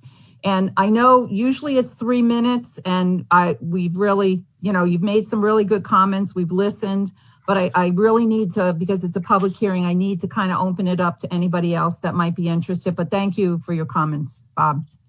Okay. Can I make a suggestion? Can we start a committee for economic development and also to redo our master plan? You want to be in charge of it again like you were in 2012 or 2010? And so, unfortunately, Sean, the ideas that were in the room were compelling to trying to get something going. But you were the leader, so you were the main driver. I didn't seem like the leader. I gave you that title. Okay, well. Back then. The mayor would have to give you that title this time. Maybe a decade helps out. Yes. Well, I've got a little bit more knowledge and experience, and I'm willing to offer my services. I'd love to be on the committee. Okay, we'll keep that in mind. Okay, is there anyone else that would like to, any of the attendees or Cindy, is there anyone that's called in? I don't see any hands raised. Nobody's called in. No one's called in. All right, Marcus, is there anyone else that would like to make a comment? No other hands are raised. Okay, all right. I'm sorry. I thought we had so many people that wanted to comment for the public hearing. No, but I don't see anybody else at this point. Okay, so we are, obviously, we're not ready to vote on this. We need some more information. And Anthony, you've gotten kind of a preliminary look at this. So, what we're trying to do and what this is about. So maybe by next month, if you feel comfortable, if you have more questions, Marcus can answer. David Stolman, please feel free to, to ask anybody if you have any questions on that. Sean was on the planning board, so Sean's been in the middle of this for some time now, so he's up to speed on this. No, I've taken in a lot of information tonight, and Sean has helped me on and Marcus has helped me as well. Okay, good. Just educating myself, listening to everybody. Okay. This is your learning meeting. By next month, you'll be an expert on everything. I can't wait till next month. I'm excited already. All right, good. All right, so I think what we're going to do is we are going to hold this over until next month, and let's see if we can get some of the questions that were asked answered. I know we want to look at what the potential is for income, so let's see if that can, we can get that done. Make a motion to adjourn the public hearing till next month's meeting. All right, second? Second. All in favor? Aye. Aye, okay, very good.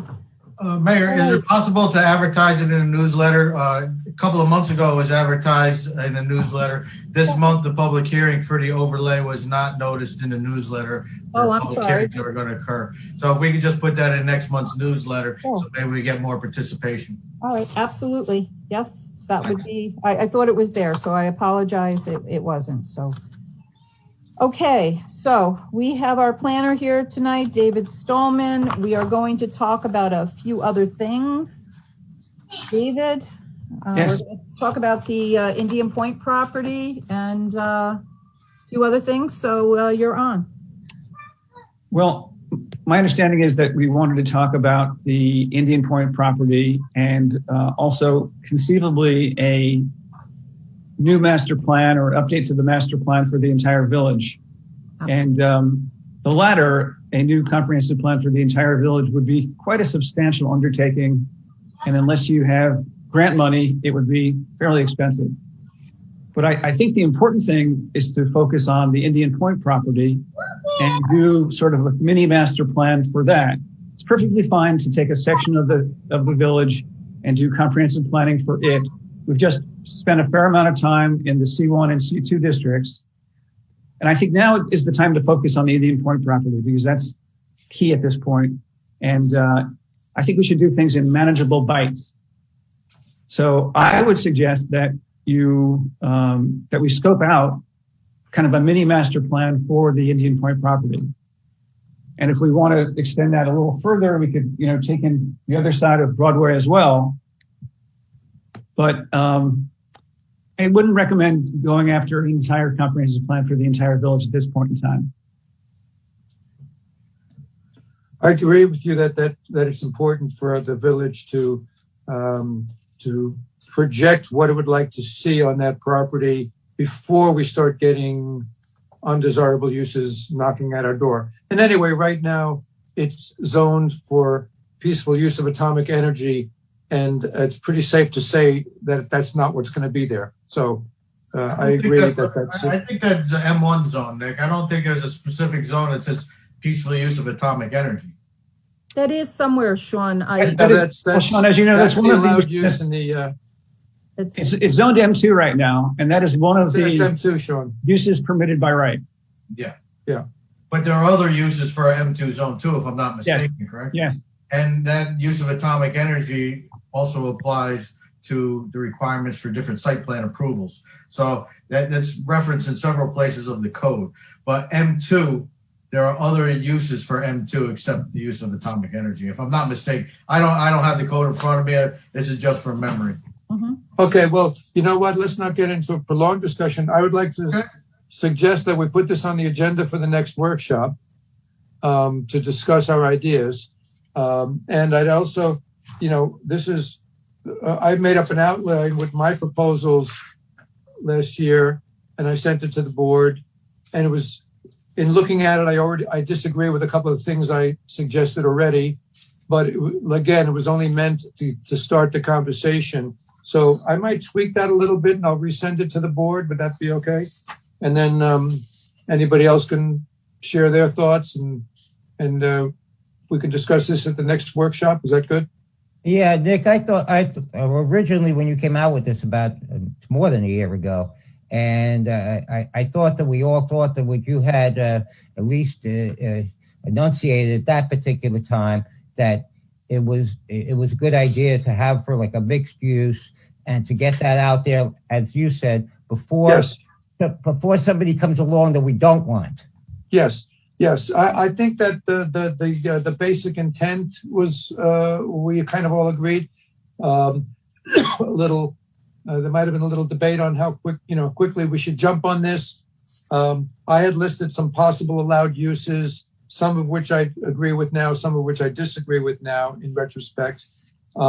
But some of the general intent is still there. And, like we want to have some kind of mixed use. We want to preserve open space that's, and have public access to the river. So I think it was, I appreciate that comment, Rich, but I think we just want to, we want to take it a little further, tweak it a little bit. Right, yeah. So are you proposing creating a different zone? Yes. So you're going to create an M3 zone or convert it to well, you M2 can zone? call it anything. We can call it the Harry zone. You can call it the M3 zone. You can call it a mixed use zone. We can call it anything. You can call it, You might even have more than one zone, actually. Oh, that's possible too. Let's look at it. But yes, I wanted to create a new zone of the undeveloped parcel. I'm in my mind, and the board may have other feelings about this. Some of the heavily industrial sections of the Entergy property are likely to stay.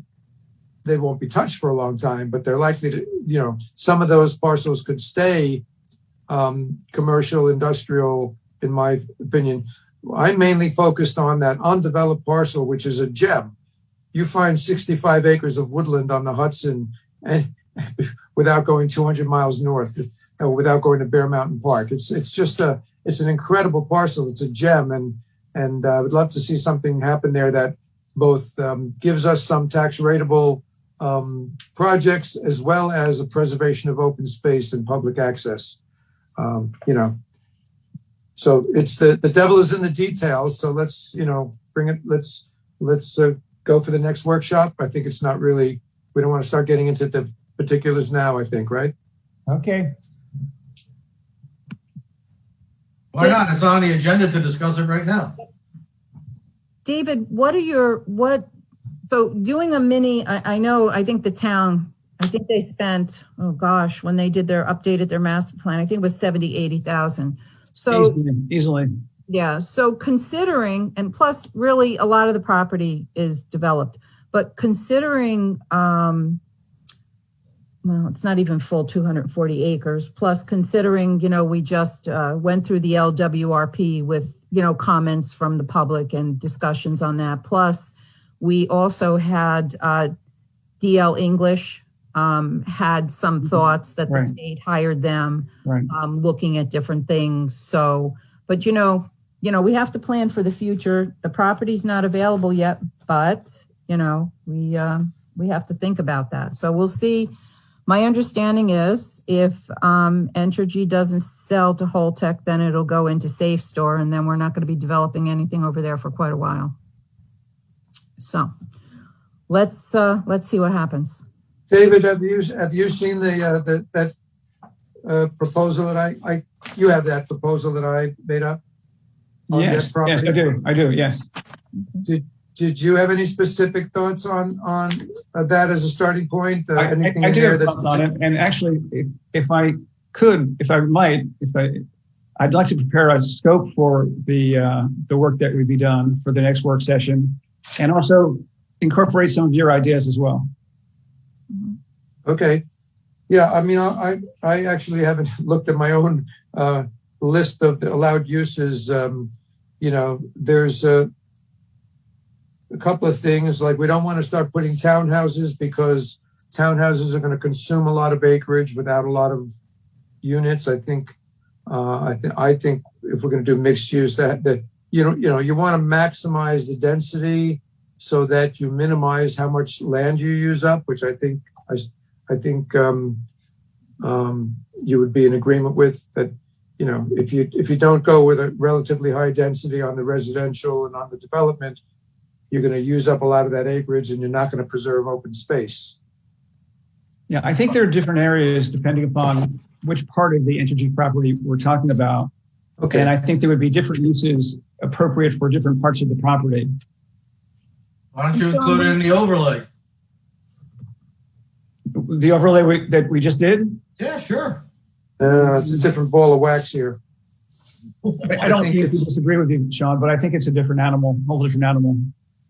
And Sean, we had talked about industrial. We had conversations about industrial. We understand that industrial is, and David, correct me if you know, that we're understanding that industrial is like the lowest return on taxation. So we were told that mixed use would really be the better way to go for taxes. Yeah, I think mixed use is the way to go, basically, yes. Okay, I haven't looked at that data, so I didn't look at the industrial data. So. Okay. I mean, nuclear, is a whole different animal, but when you get into the other industrial, we had, of course, we had conversations about the windmills and things like that, and that just didn't look like that was going to be helpful for us. Right. It was going to take up a lot of property too. Right. And solar has come up, which is a very low tax return. So Nick, just for me to understand, the proposal that David's going to put together is just for a basic master plan for the 60 acres adjacent to Lentz Cove up to basically the pad, or is he going to put together a proposal for the entire acre? The entire area, Sean. All of the Entergy property. Oh, okay. All right. My initial proposal. If that's what you'd like. But you have to cut out the areas that are going to be decommissioned. So we're not talking 240 acres, and we're talking across from Broadway also where the transmission lines or the switch yard is. I think you need a good comprehensive plan for that whole area, frankly. Okay, I think your point is well taken, Sean. My initial proposal was just for the northern parcel that you're referencing. I'll forward that to you and Anthony. Listen, I understand that. I always like to define a scope because the larger the scope, the larger the cost. And if we're not going to have projected usage of that site for 10 to 15 years, I'm not so sure the expenditure of the funds for a plan that cannot be implemented in the best case scenario in 10 years is the best course of action right now. Because you have to realize It's the owner of the property that would put in the application to us to change something. Okay, they have to have the desire to do it. And if we're going to expend funds up front for something that nobody has asked for, number one. Number two, can't be implemented for 10 or 15 years at the best case scenario, I'm not so sure if that's the wisest thing. The local waterfront revitalization plan suggested that Lents Cove come together with a basic master plan and maybe to include that other 60 acres. So having this big giant global plan, I don't think is going to be advantageous. It might just bog you down, especially since nobody has contacted Spectra Energy for the gas line that transects the property diagonally, which nobody can touch.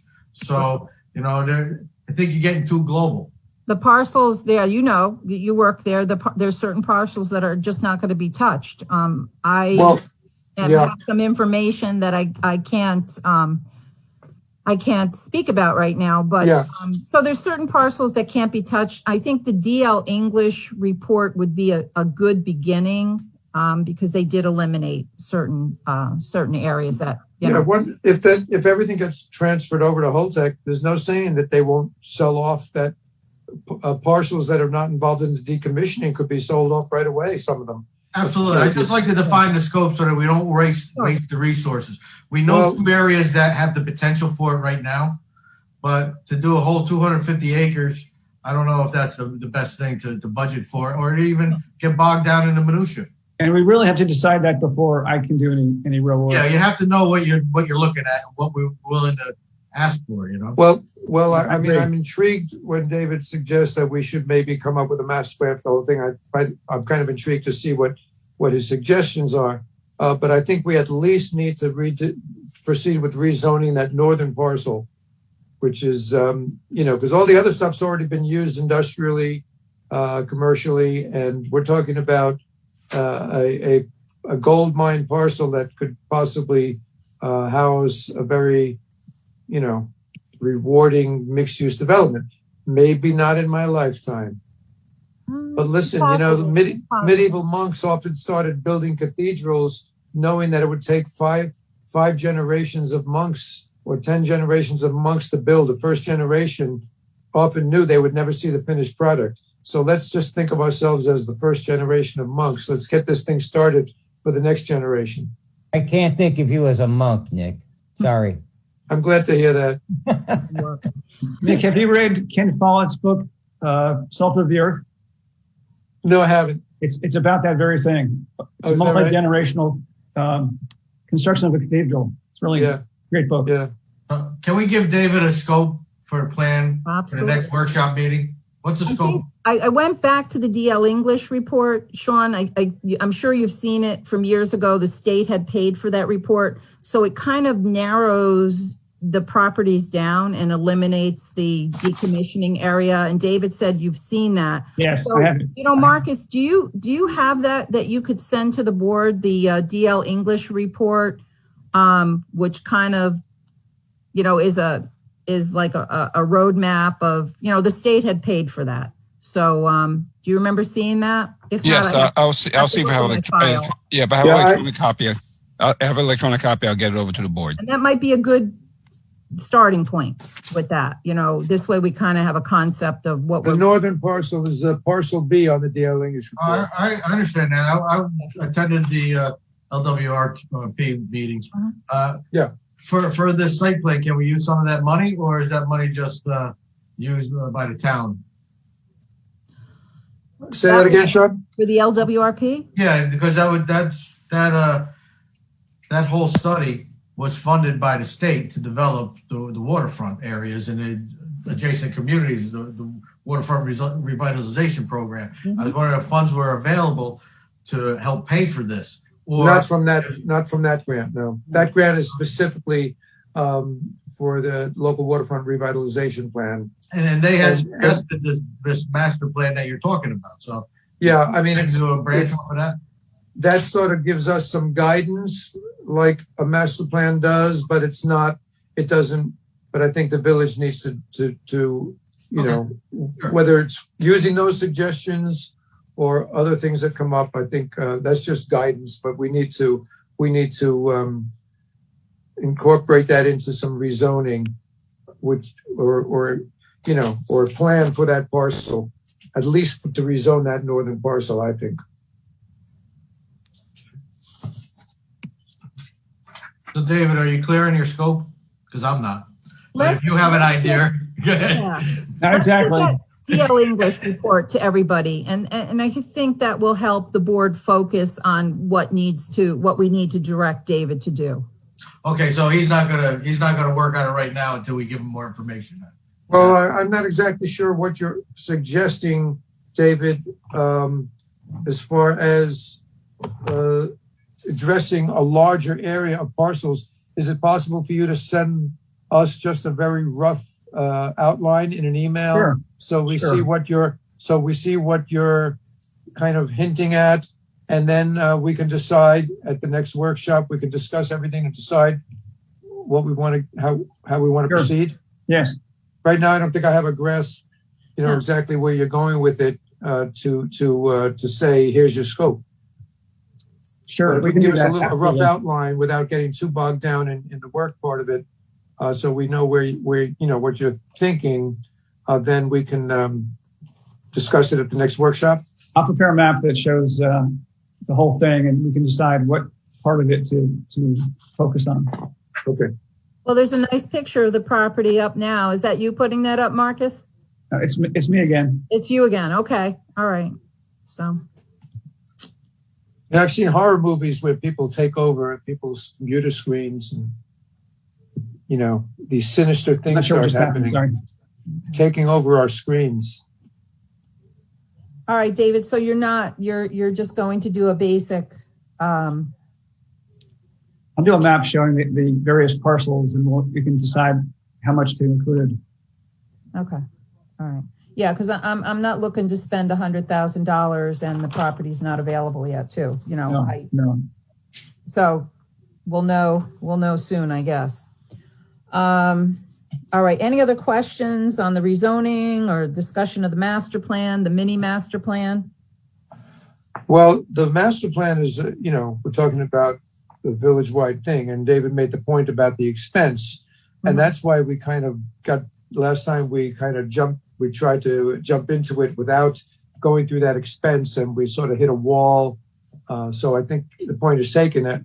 So maybe there's some way we could apply for grant money, or maybe there's some sources of grant money for developing master plans. I don't know. I'll have Marcus. Could you check on that? Because I know the town, when they did their master plan, they were able to get money for their master plan. I can check, but just to give you guys an update, the grants, all the grants are tied up right now. I'll give you an update later. Marcus, we know those grants are tied up because we still haven't gotten the money for the pavilion. Correct. And we know we still haven't gotten money for the sidewalk on 9A. So correct. Yeah, that's. Well, I'll check to see if anything is available. All right, because usually the grants have to go in by July sometime, the submission. So we have to keep an eye on that. I would hope that they pass the state passes their budget soon so that we can get that to open up. Okay. They just passed the budget tonight, just to let everybody know. Oh, okay. All right. Well, we'll see tomorrow what it's all about, won't we? Okay. So, all right. So we're done talking about those things. We'll get back to that at, David, you said you'd have something for us at the next workshop in this month? When is that? April 27th is the next workshop. Okay, very good. Yes, I will. Okay. All right. And then the board can decide what, how they want to proceed with that. Sounds good. Okay. Thank you for coming tonight, David. Does anybody have any other questions for David? No, thank you, David. You bet. Have a good night. Be well. Right, David. Thanks for See you next time.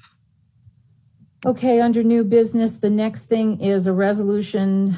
Well, this resolution, this has been a nightmare. This resolution, we are not going to be voting on tonight. This has been a complete Pandora box with this water leak. I've been in contact with the engineer. The infrastructure is so old that the valves cannot be shut down so that we can put a new meter in. So what we're going to be doing, George has suggested, George Palmer, our engineer, is to have an insertion valve has to be put in And unfortunately, the current contractor has gone over the bidding limit. So we have to go out to bid. What I'd like to do is possibly we have to do it, is at the next workshop to advertise for a special meeting so that we can vote on it. Whatever the bids, George, he'll put the bid out, and what he recommends, whatever modification we need, then we will do that. Teresa, if I may, Sure, absolutely, Marcus. Yeah, the idea is if it's okay for the village board to authorize George to go out to bid now, and then we have the results for the next meeting, and then the board can consider the bid, and also we can consider any kind of budget amendment at that time. But we can go out to bid now, tomorrow morning, get the advertisement on the newspaper, get some results in, and get it back to the board for the April 27th meeting. To be able to vote for April 27th. Okay. Correct. Marcus, isn't there a caveat in the law that covers this type of expenditure that we wouldn't have to go out to bid? If it was yes, Sean, if it was an emergency, but right now the leak has been shut down. The issue right now is just the replacement of the meter. The water is being metered doing the fire line right now at the property. So we want to put the meter on the village property line to eliminate that other meter. I thought the law was changed to in case if the original project was already bid and in progress, that if sections came in over the $35,000 limit, that the whole bid process wouldn't have to take place. And the reason being was that what would happen if you had a separate contractor coming in to do somebody else's work? So Yep, and Sean, to answer that question, the original project was under the bidding limit. So we were under the bidding limit now, so we didn't go out to bid. Now with the new work, it's going to go over. I see. So there was never any bid process. It was below. I got you. So yep. If there was already bid on, then we could do expenditures above the law. But since the original project wasn't. Okay, I understand. That's correct. Yeah, so this has just been an interesting project, but we need to get it resolved, and I'm sure the rest of the board is not thrilled that it's. But the good news is the leak has been stopped. That's the most important part right now. Absolutely, good. All right, so I'll make a motion to allow village engineer to set up bid criteria and bid the emergent water valve installation. All right. Is that good, Marcus? That's good. Okay, perfect. Second? Second. All in favor? Aye. Okay. Thank Everyone? you. That was unanimous, right? Aye. Yes, thank you. Okay. So the next thing, I'd like to comment on this. This is a motion to approve a peddler permit for Jose Angamarca for the purpose of selling ice cream. So I just want to comment, last year, it ended up becoming this big crisis because the board did not approve this immediately. So I just want everyone to understand, we wanted to make sure when we give peddler permits that people are insured, that their equipment, their vehicles are inspected. We don't want someone coming into the village and not having an inspected vehicle and they lose their brakes and they hit somebody.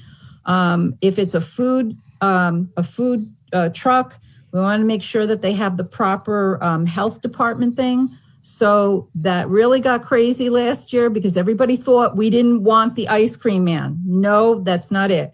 We do these things. We're protecting the village. We want to make sure whoever comes in, we're safe. That's all we're asking for. So he has met all the criteria. So I would like to make a motion to approve the peddler permit for Jose Angarca for the purpose of selling ice cream. So moved. Second? Second. All in favor? Aye. Aye. So that's unanimous. Information from officers and departments, the justice report from February 2021. The only thing I have money-wise on this is $663 from February. The police report, February 2021, that's been received and filed. The highway report for February 2021, also received and filed. Let's see, what else do we have? We have the wastewater plant, February 2021. And I always like to tell people how many gallons have been treated, 8,333,218 gallons. So that was for the month of February. Building Department, February 2021. You'll see it lists the different permits that were issued. Planning Board minutes, January 2021, received and filed. Attorney's report. Stephanie, do you have anything for us this evening? Other than there's a matter in planning, there's some zoning variance requests coming in. But basically, I wanted to welcome Anthony. I welcomed him earlier off the record, but I would like to welcome you and tell you again, please call, write, email anytime you have any questions. There's a lot going on, and I'm pretty good at all the history of it. Sean, Yes, welcome back. The planning board's loss is our gain. And I just wanted to thank you for the work in the planning board because it was invaluable. Thanks, I appreciate it, Stephanie. Couldn't do it without you. Anyway, Teresa, that is all I could have for public. I will be sending out a couple of memos with some stuff that's been going on. And as always, if anybody has any questions, write, call, email, text, get in touch. And that's all I have. Okay, perfect. Thank you, Stephanie. As always, thank you. Okay. Administrators report. Marcus, what do you have for us? Just to give the board the same update that I've been giving them. The grants are still frozen at the state level for the pavilion and for the sidewalks on Route 9A. Everything's been submitted months and months ago.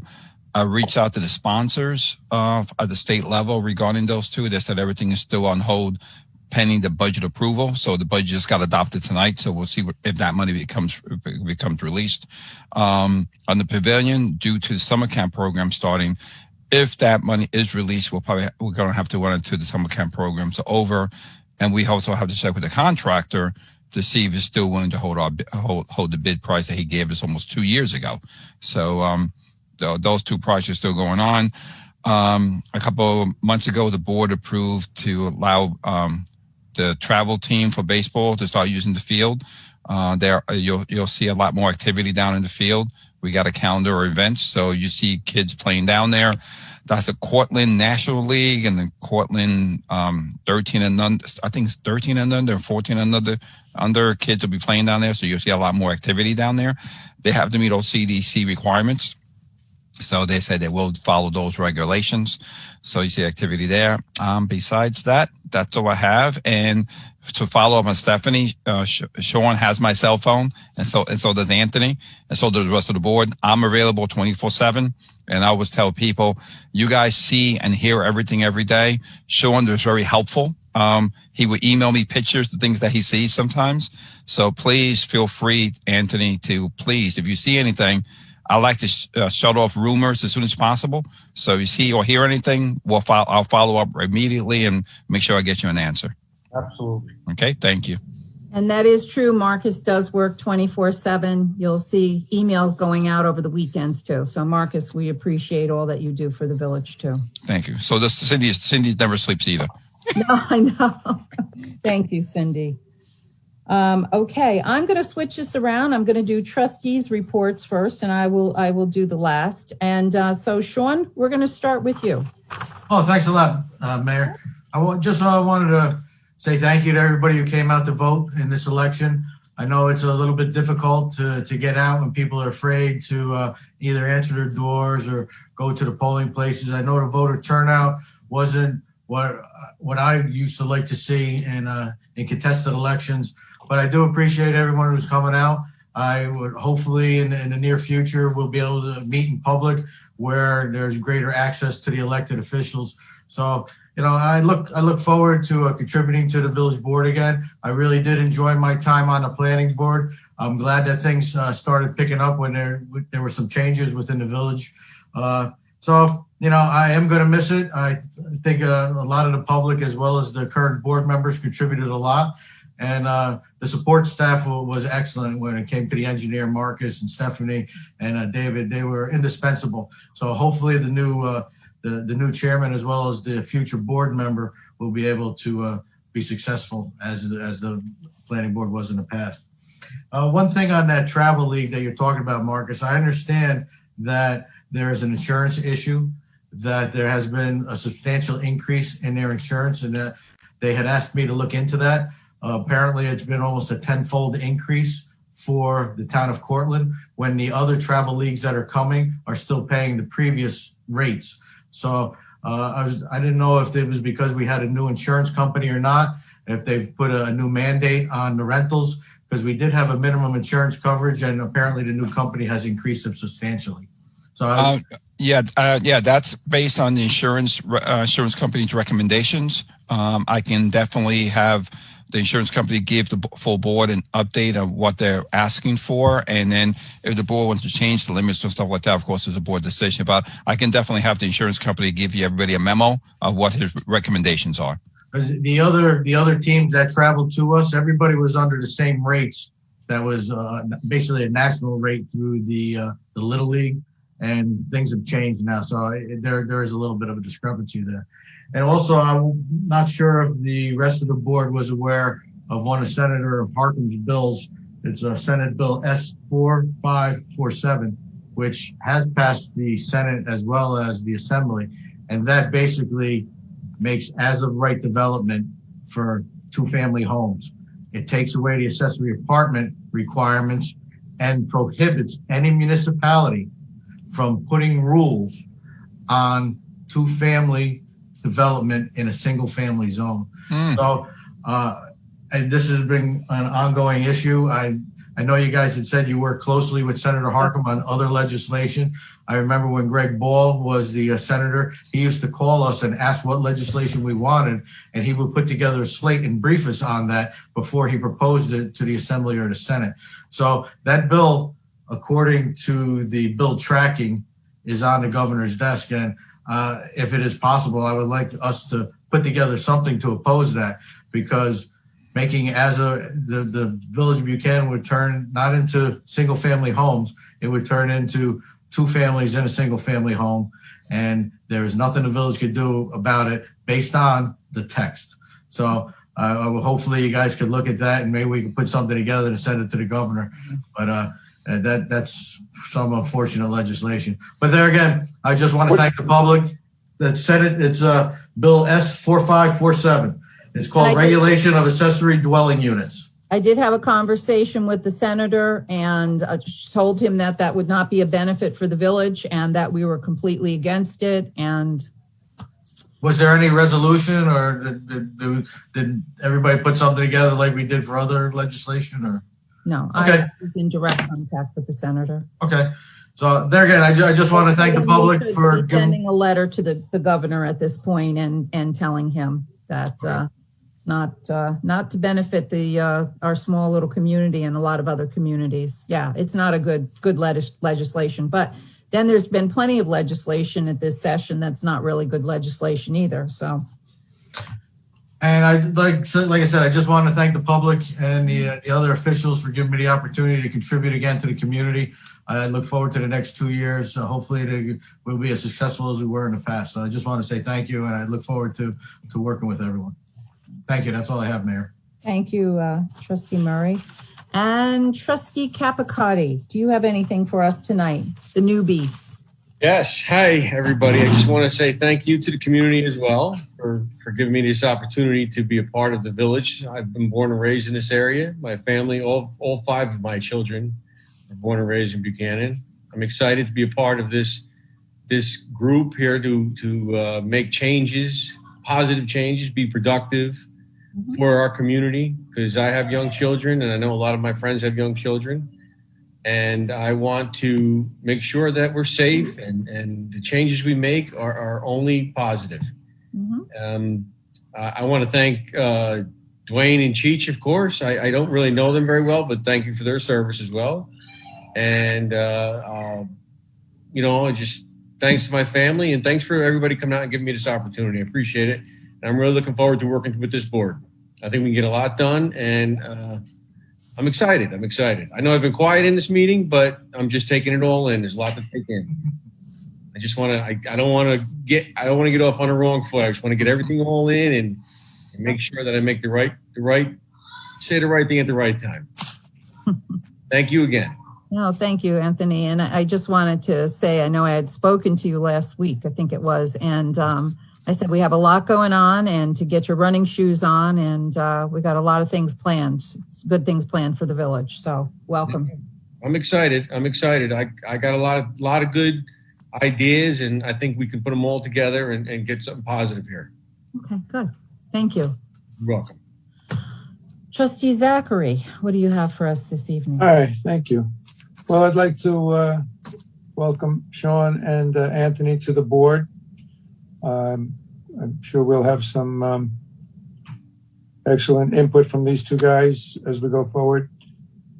Sean, I think even when we agree, it's going to sound like we're arguing, but that's okay. Bring it on, right?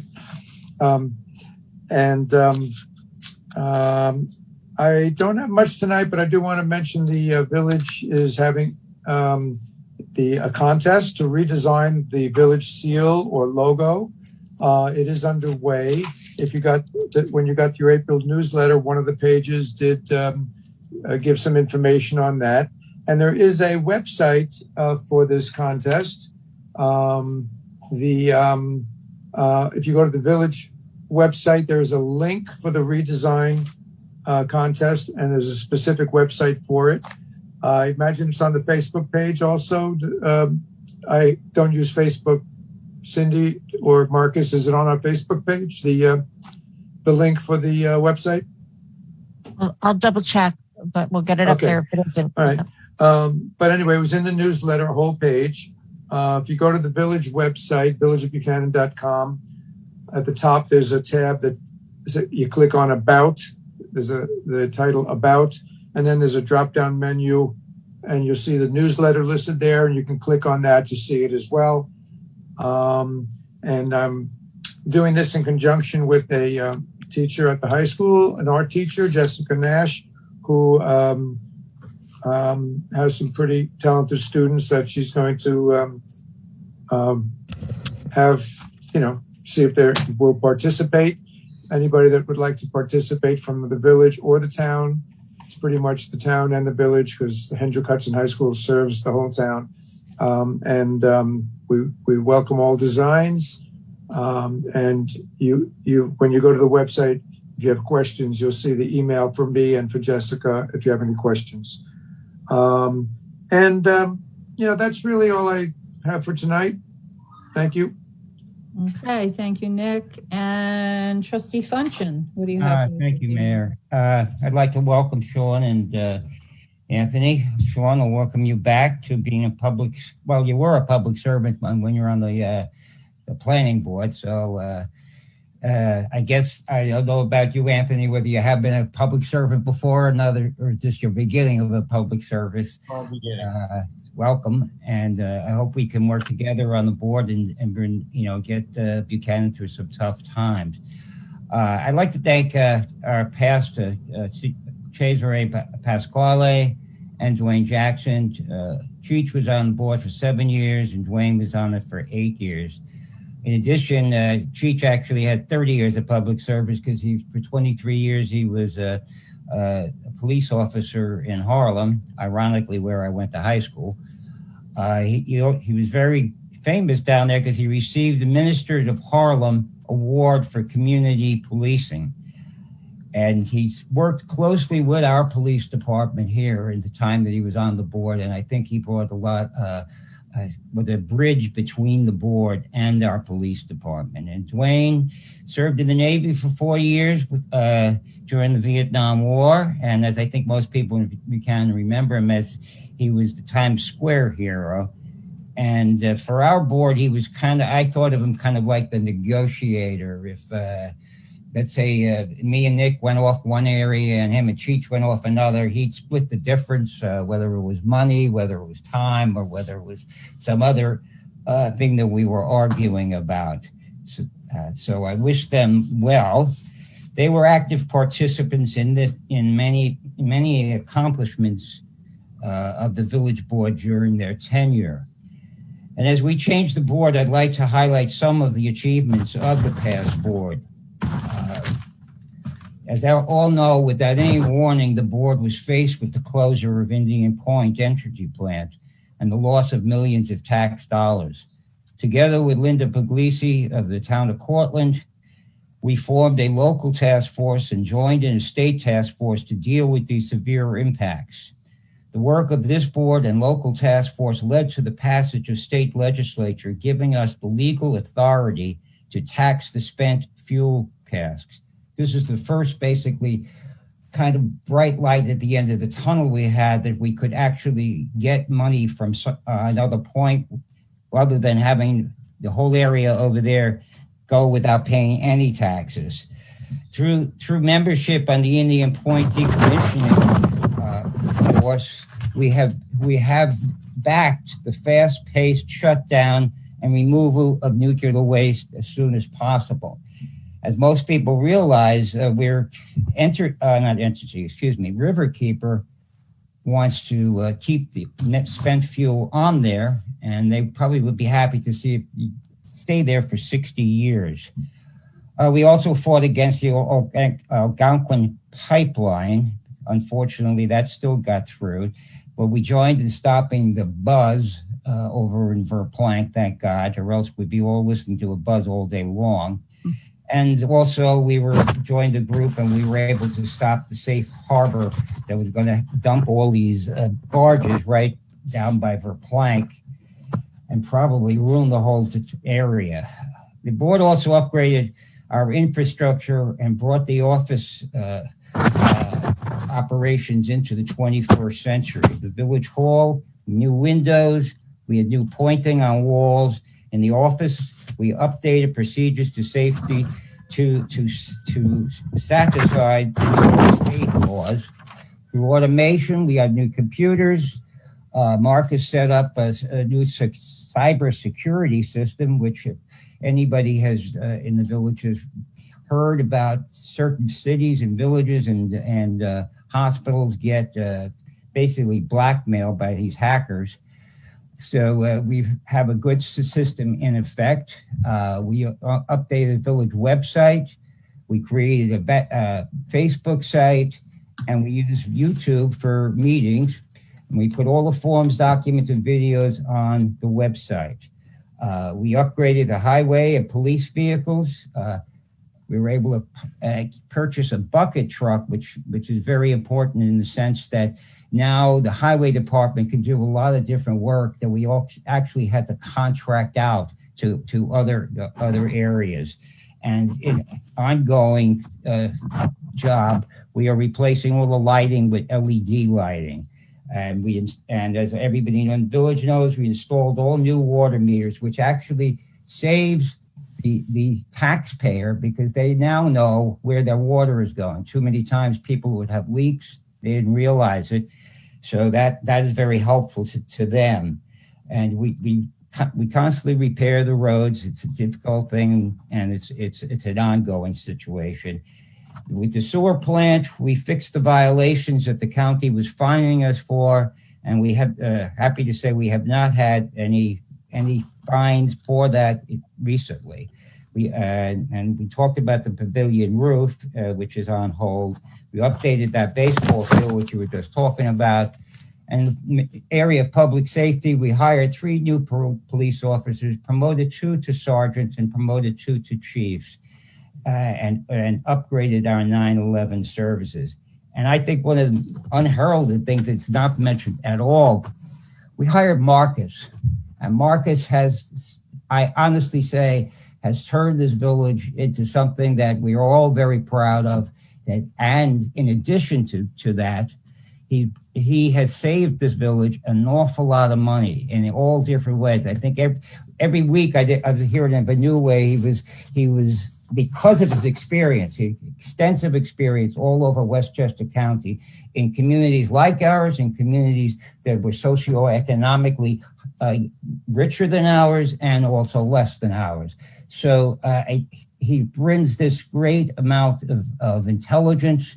And as he said, 24 hours a day. Marcus, I couldn't be more thankful for having you. And I think Buchanan is really lucky. Thank you very much, Mayor. Thank you, Rich. Thank you. That was very nice. Thank you so much. So I want to thank Trustee Cesare Pasquale also, and also Dwayne Jackson. Thank you for your service to the village. We covered a lot of territory over the years, and I just, things that we were working on are coming to a point where they're ready to happen. Right now, some of the things we have in the works, we have gotten a grant approved by Entergy, which will allow us to, I know some people are going to be jumping for joy, will allow us to redo the circle area. And one of the big things there, our Christmas tree is dying. Our Christmas tree has been dying. I think last time, my understanding, it probably wasn't planted properly. So we're getting prices on all of that now. We just had to wait for the grant to be approved, and there'll be some landscaping and things done out there. We have approximately $25,000 to do that.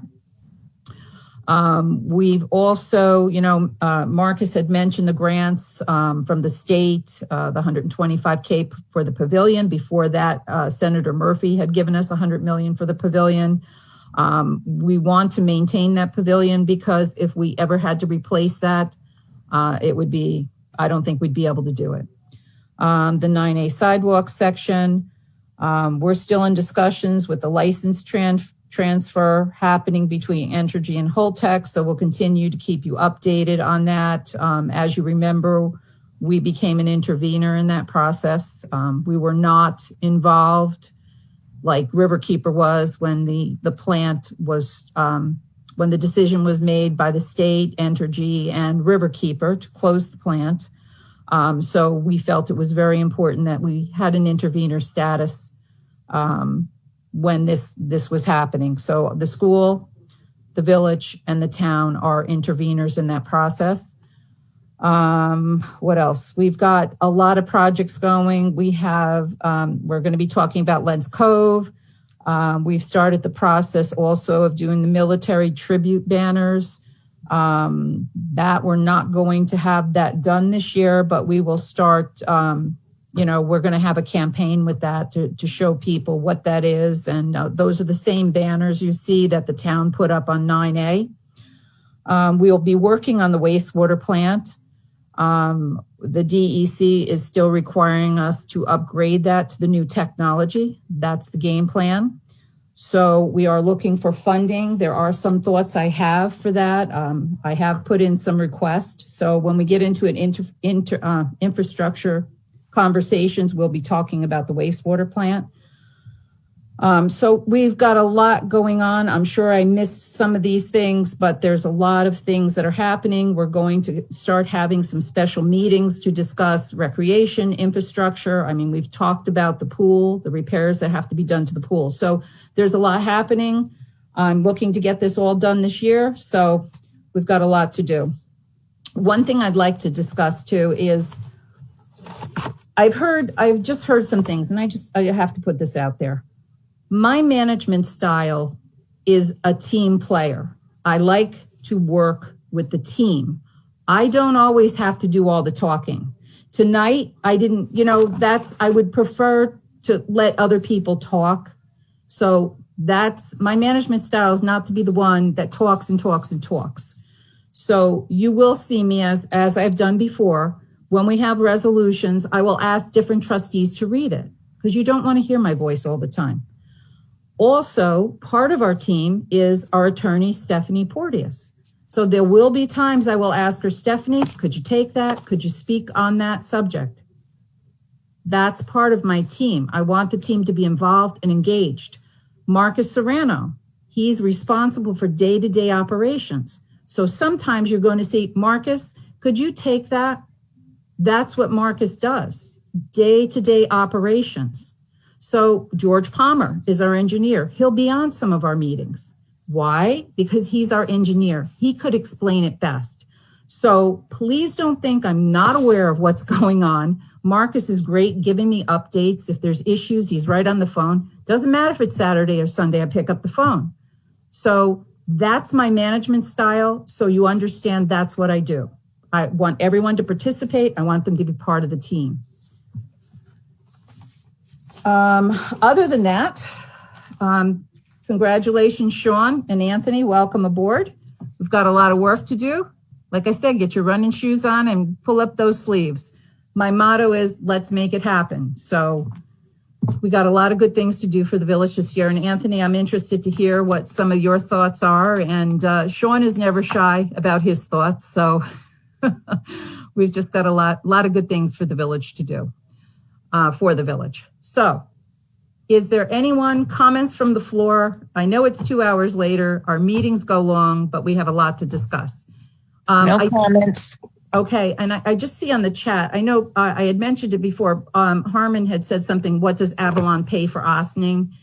It's like we really can't compare, you know, from what our rates are and compared to Ossining. So I'm sure they pay well there. Does anybody that's a participant, do you guys have any questions or comments? I do not see any hands raised. Okay. So tonight we do not have an executive session. So any other comments from anyone from the board? Yeah, Marcus, you spelled my name wrong, by the way. It's A-Y. Oh, got to fix that. Okay, so on a motion? Teresa? Oh, I'm sorry, Stephanie, yes. Sorry, I think you got a hand raised. Oh. Oh, yeah. One of the attendees. Thank you for catching that, Stephanie. I didn't see that before. Okay, it just came up. Okay. Oh my God, look at him. Okay, Cheech. Does my picture of Elvis show on there? It certainly does. Oh, I'm so glad I was able to change that. I just wanted to personally congratulate Anthony and Sean. I wish you guys all the best, you know, moving forward. And you know, Anthony, thanks for the shout out. I appreciate that. And I know what you're going through. Trust me, with you know, sitting there and getting a grasp on all this stuff. Sean is, you know, he's a pro at this, you know, so anyway, I just wanted to personally congratulate both of you. And, like I said, I wish you guys all the best. Rich, thank you for the kind words. It was very nice of you. I appreciate that, my friend. And, Nick, just to let you know, the Yankees are winning 7-0. The Mets are winning 6-1. I could care less about that, but the Yankees are winning 7-0. And one of the beautiful things is I'm actually able to sit home tonight and watch the Yankee game. But anyway, congratulations, fellas. I wish you all the best. Thanks, Cheech. Appreciate it, Cheech. You got it. Cheech. Very nice. All right. Thank you, Cheech. Okay. Good night, everybody. Good night. Hi. Bye-bye.